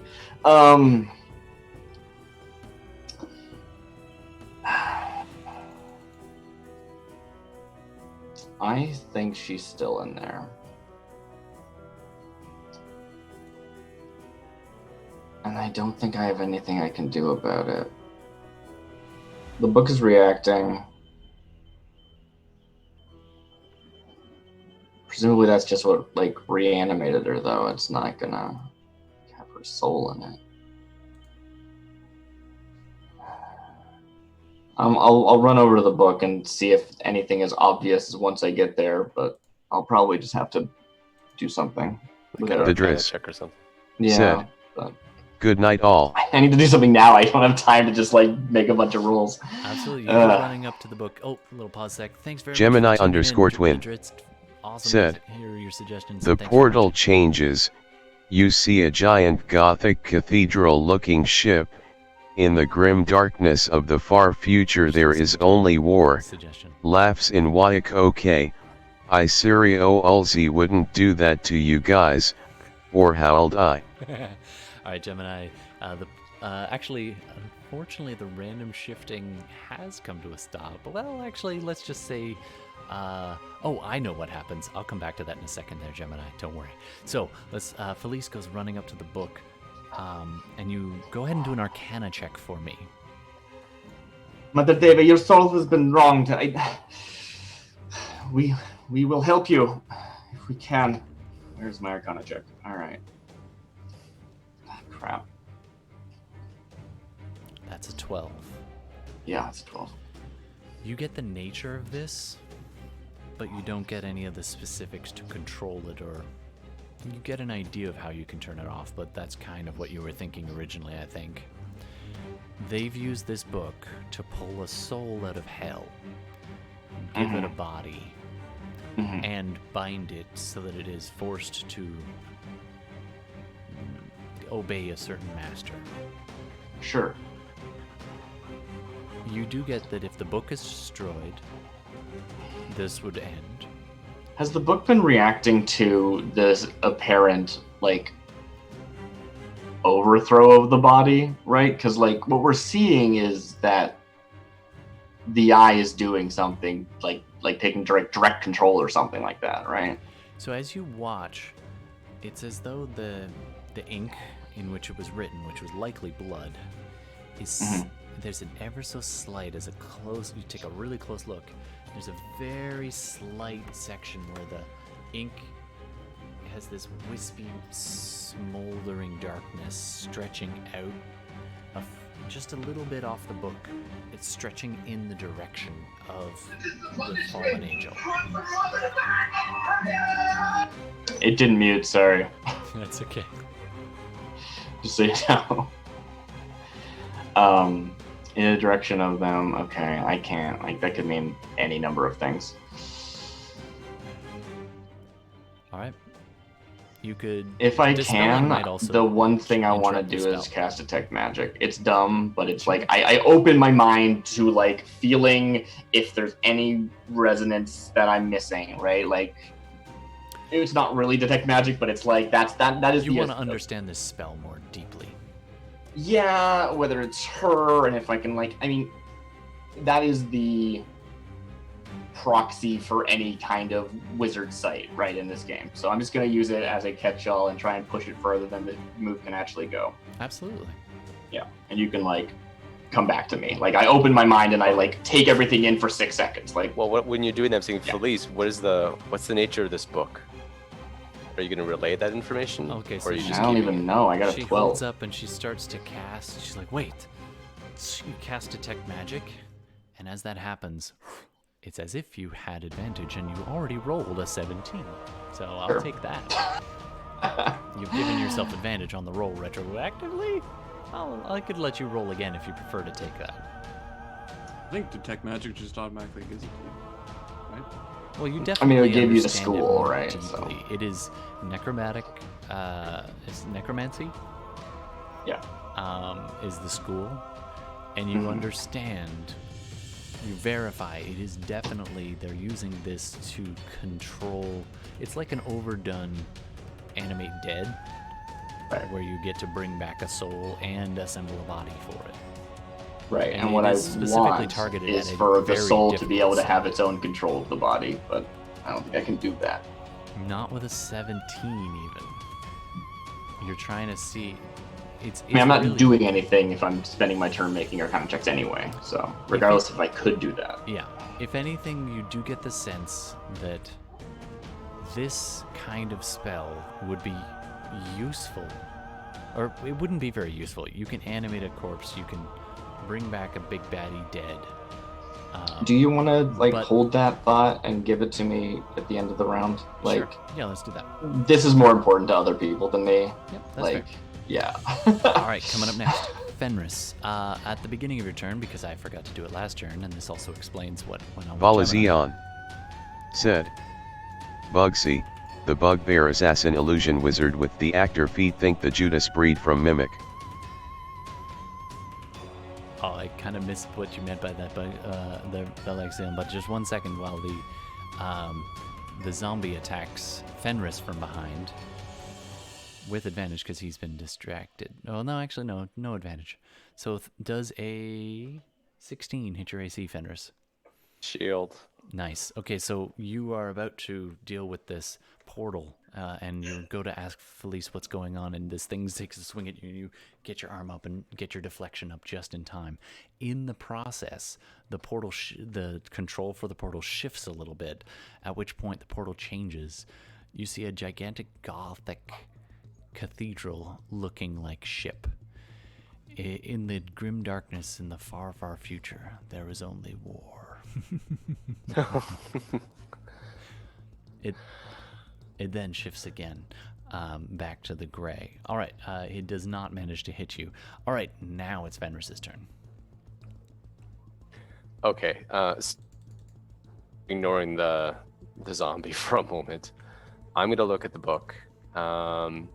And did Philees mention anything about what she determined of the book? Philees chatters incessantly, so I'm sure she said something.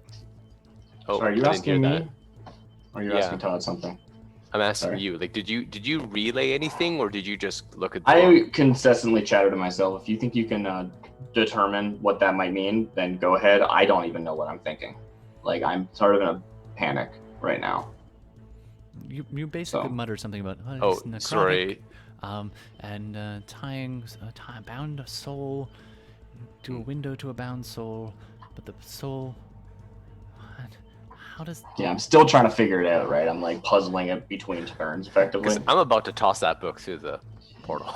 Yeah, that might be a good idea. I was I don't want to burn this book, but maybe I just should. And I'm you know what? We'll give it a moment. If we're just gonna kill her, we look like we can do that, right? So I'm trying to do something different, but don't let me stop you. Okay, I'm going to switch it back to gold and telekinetically throw the book through. Nice. Okay, so you kind of brace yourself. You've cut out, Todd. Oh. I don't know why it does that. Check. Nope, still can't hear you. That's weird. I know what you might be saying. I'm trying to read his lips. 1 sec, guys. I don't know why it does this. Oh man, never get to use it whenever I take it. Meanwhile, test 1 2. My thing is check. Oh, here they are. Oh, there we go. Sorry about that, folks. So the internet can still hear me, but you guys can't. So that's not fun for gaming. So you switch the dial, and this time you're braced when the brilliant beaming light comes through. As you shift to this, it's a little different this time. You almost get an idea of movement as the portal dials across the planes, the wormhole shifting, and for a second you see this impenetrable pearlescent barrier, and then the portal locks through it and your vision clears. You can see into this other brilliant realm. You levitate the book beside you and fling it through. It goes through the portal. It's actually stable, so I don't even need to make a roll. It lands on the far side, which takes quite a ways. It's about a 60-foot tunnel that you can see. Actually, everyone can see now. And the book flies that distance. And then there's this... it lands on the other side. You can now see the thin tendrils of black wispy smoke, some of them sparking ever so slightly, all the way down this tunnel as though it's traveling a much further distance than it is. And you can now see it connect to the angel behind you. And then I switch, and basically I'm trying to cut it off, the connection, right? You spin it and the portal goes gray. The Spin the smoke chamber. snaps. The peril. And the angel just collapses to the ground. And she looks up. Her ruined eyes sightless. And she smiles. And her one good wing starts to fade away.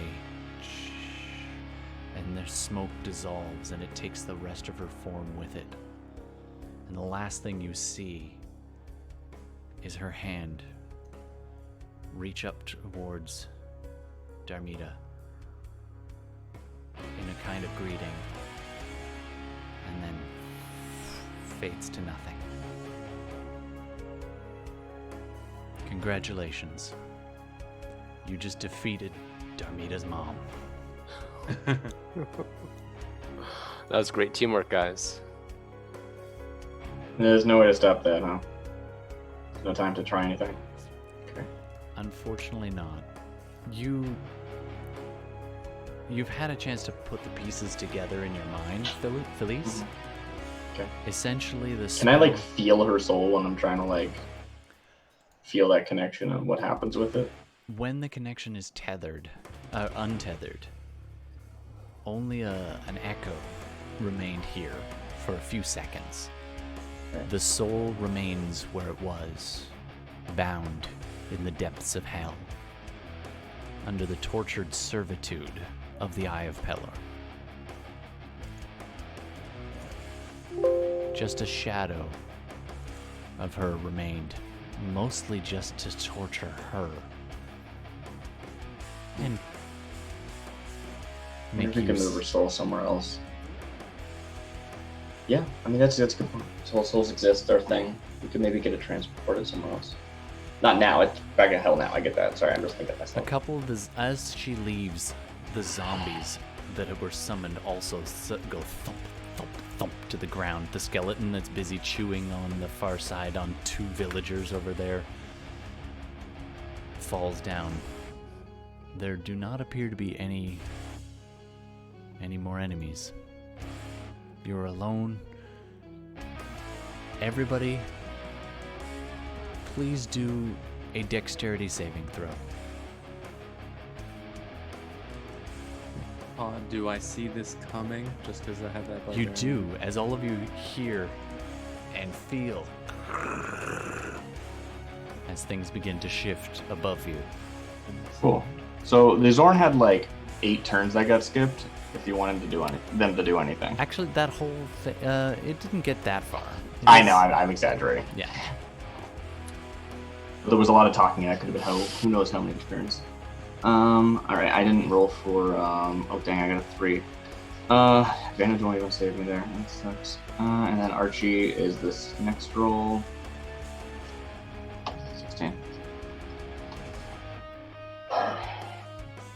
Alright. So Archibald succeeds, Philees fails, Fenris fails, Benkuhm succeeds, Bela fails. As rubble and rock start raining down as the pillars have given away and it shifts ever so slightly and starts caving down, you don't get smushed by the main kind of plate-sized roof, but pieces go falling off of it, rocks falling down from above as the whole front end shifts and essentially caves in as far as basically the blood pool. It comes crashing down to the blood pool. Archibald dancing out of the way at the last second, leaping back. So he, I don't believe, gets smushed. Oh, actually, sorry. Oh yeah, that's right. Benkuhm, you. Oh no, what about that guy? Is that guy's a peasant, right? Oh yeah, the peasant buys it. Just boom, smoked. He actually gets it worse than everybody. As the whole main front edge of the plate of the roof goes crushing down. He does the whole. Save him? Oh yeah. Alright, we're out of time. Let's go. Time to the move. rest of you get clobbered by rocks, and those of you who saved only take half of this. Great.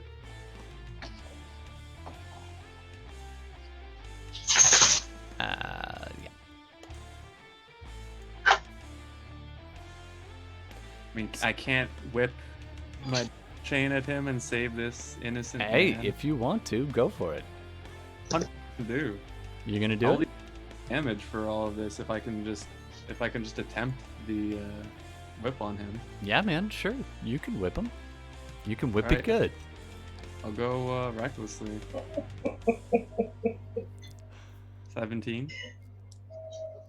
All right, you hit. You can then spend a turn to grapple him and then heave him back. So you do have to spend a charge on it and do a wisdom saving throw for me.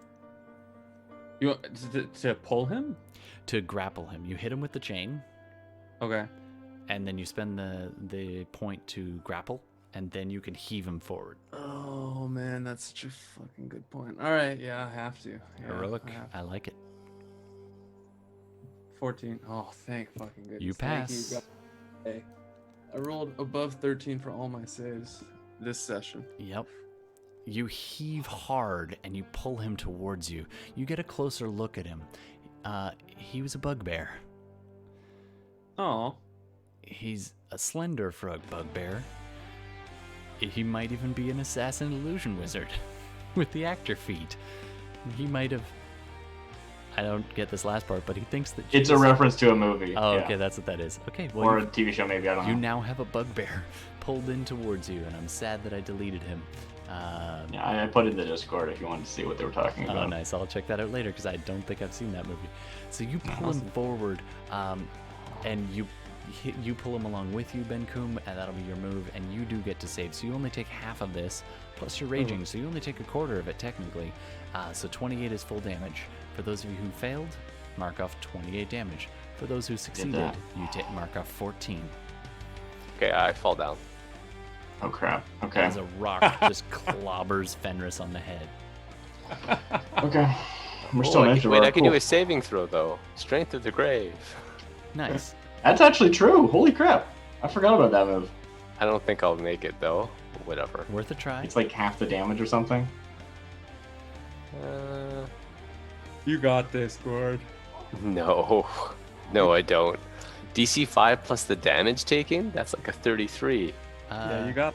There's no way I can do it. Never mind. You can maybe roll a 20. Funny things happen on a 20. 5. I'll just do a roll of 20 just to see. No. I made a 24 save. Anybody want to spend a plot point? I have an idea. I mean, I'm just going to heal him on my turn. I'll spend a sorry. plot point, sure. You want me to I'll do spend the a plot idea? point.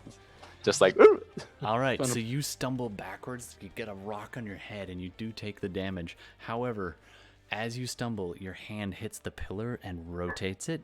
It locks into place, and you tumble over backwards and disappear. Can I react?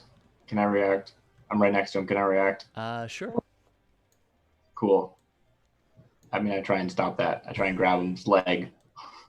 All right, you grab his leg. Do a strength save. Do a strength check. Thanks. I'm gonna also fly through. All right. Strength save. Oh, One. that is a Yes. One. You're coming with. We both go through. You both go into some other place. Oh, that's disappear. amazing. Philees, actually, I don't know. I don't remember. Did you grab the cube? You didn't. I was holding it, but I might have dropped it. To Okay, no, that's fine. You can decide. You have the cube with you. Oh, I was considering tossing it to the Zorn so that he could eat it, or they could eat it, but no, it's in your I figured hand. it was also soaked in viscera, and they probably wouldn't want it. As you grab onto the leg, and you both go bamping through a portal. And I go, Gilligan! To somewhere. The book is now gone. The three of you. The book is way gone. Yeah, it's gone. I was just saying that. I still made my con saving throw though. I still have telekinesis. All right, so aren't you unconscious? Yeah, you're unconscious. I'm unconscious. Never mind. So at least I'm with you. I can heal you.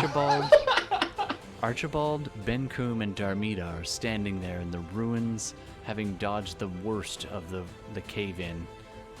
You can still access this portal. A bugbear is standing with you. The body of Ostrin twitching in the corner. Get the body. Get the body. Oh, there's so many things I wanted to do. And meanwhile, Fenris and Philees have transported to realms unknown. And I think that's where we're going to call it for the night. Cool.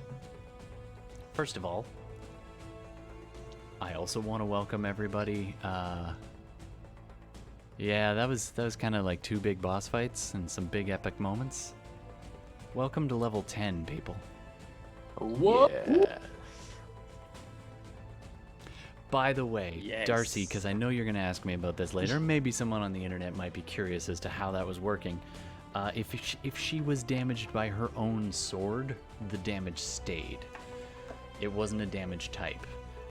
Sure. Otherwise, her regen was constantly being fed by that spell from the book.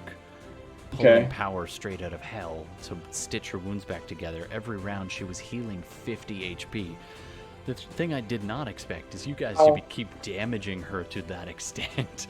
But you were basically... Right, you just actually exceeded 50, yeah. You kept going in, over, between the radiant damage from the sword, specifically the sword damage, and the other damage would go up over her hit point total.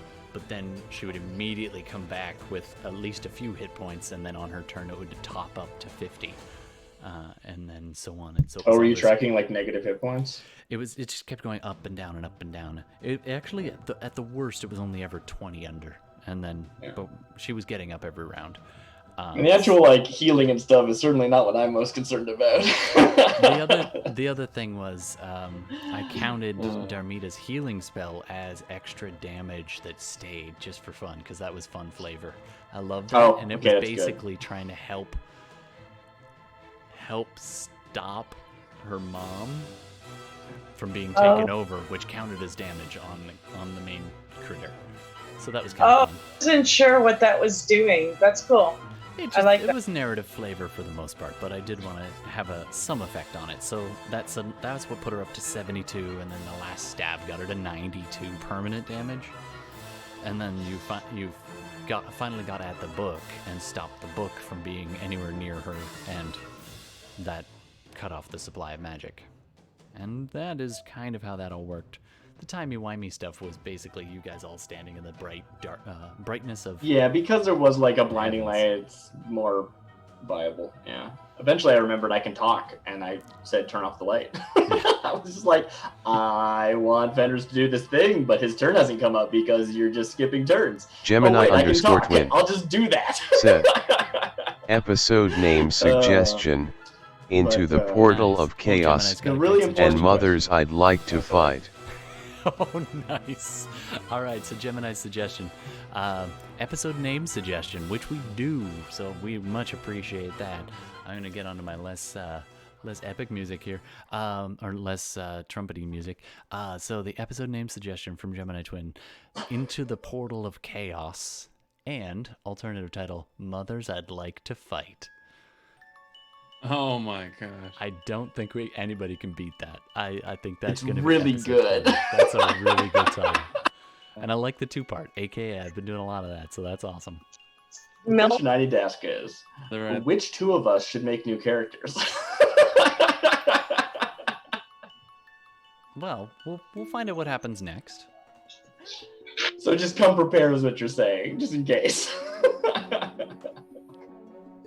It might not be a bad idea, but Oh, it's not. The thing is, You're it's not spinning, dead. right? It's Yeah. stuck at a certain. I was the one that was spinning it around, so Yeah. it's stuck at a certain plane. That's true. Yeah. Theoretically. It So should we'll be, just yeah. figure out where you went next time. And maybe we'll start next time with a random D5 roll. Okay. Actually, it might even be more difficult than that. So let's do a D6 and then we'll see something. I'm curious, so I know what to prep. I won't tell you what it is yet. But, Gordon, can you go ahead and roll me a D6? D6. Okay. Please be 6. Please be 6. This could be really interesting. A 2. A 2. That works. All right. Oh, that's bad news for you. We'll begin next game with a flashback to the old man holding out, the old hermit holding out the redstone to you, being like, "Don't do the redstone. There you'll die." Anyway, we'll come back to that next time, and we'll see what goes on from that point. Thanks very much, everybody, for watching. Thanks very much for playing, everybody. That was lots of fun. I hope all goes okay, and that Darcy can forgive me for being timey-wimey with some of the rules. I hate being a dick. I don't mean anything. I just get all tense because you're doing a good job and making me feel things. So take it as a compliment. I appreciate that. Even if that feel is rage. No, I'm kidding. Hey, it's all about the rage, right, Benkuhm? Yes, 100%. All right, thanks very much. Don't forget to follow us, hit the subscribe button. We do try to play every Tuesday. We might have to skip now and again, but every Tuesday or so. Don't forget, I do also like to stream other games, so if you like space video games, I do that sometimes. Likewise, I do want to do some more Shadowrun soon, so that's also a mention to the players that we want to prep up some Shadowrun characters, either new or old, dust off the ones we had before. We're going to keep it as... what is it? 5th edition for now. It's crunchy, it's grimy, it's what Shadowrun should be. Also, 6th edition was... Shadowrun should be Blades in the Dark. Yeah, that's true. Maybe I'll get that system and do some reading. I don't have time for that. But anyway, thanks very much for watching. Thanks very much for tuning in and all the viewer suggestions. Much love to the Turrets, to Yalfen, to Gemini, to Valexion. I think I'm saying that wrong. To Grimdor, and everybody else who tuned in. And we are SideQuests Live. Anybody, any parting words? No? Gemini Twin made me draw Nishida as thick as I could. It's all your fault. Thanks for all the viewers. Gemini who _ Twin. Fenris the last 2 sessions with all the Good switching night, y'all. planes. That was very fun and interesting. That was so much fun. I'm glad that became the thing, and that came entirely from the viewers. I did not plan that at all, so thanks so much. You guys make it so much better. Yeah. And, well, take care, everybody, and good night.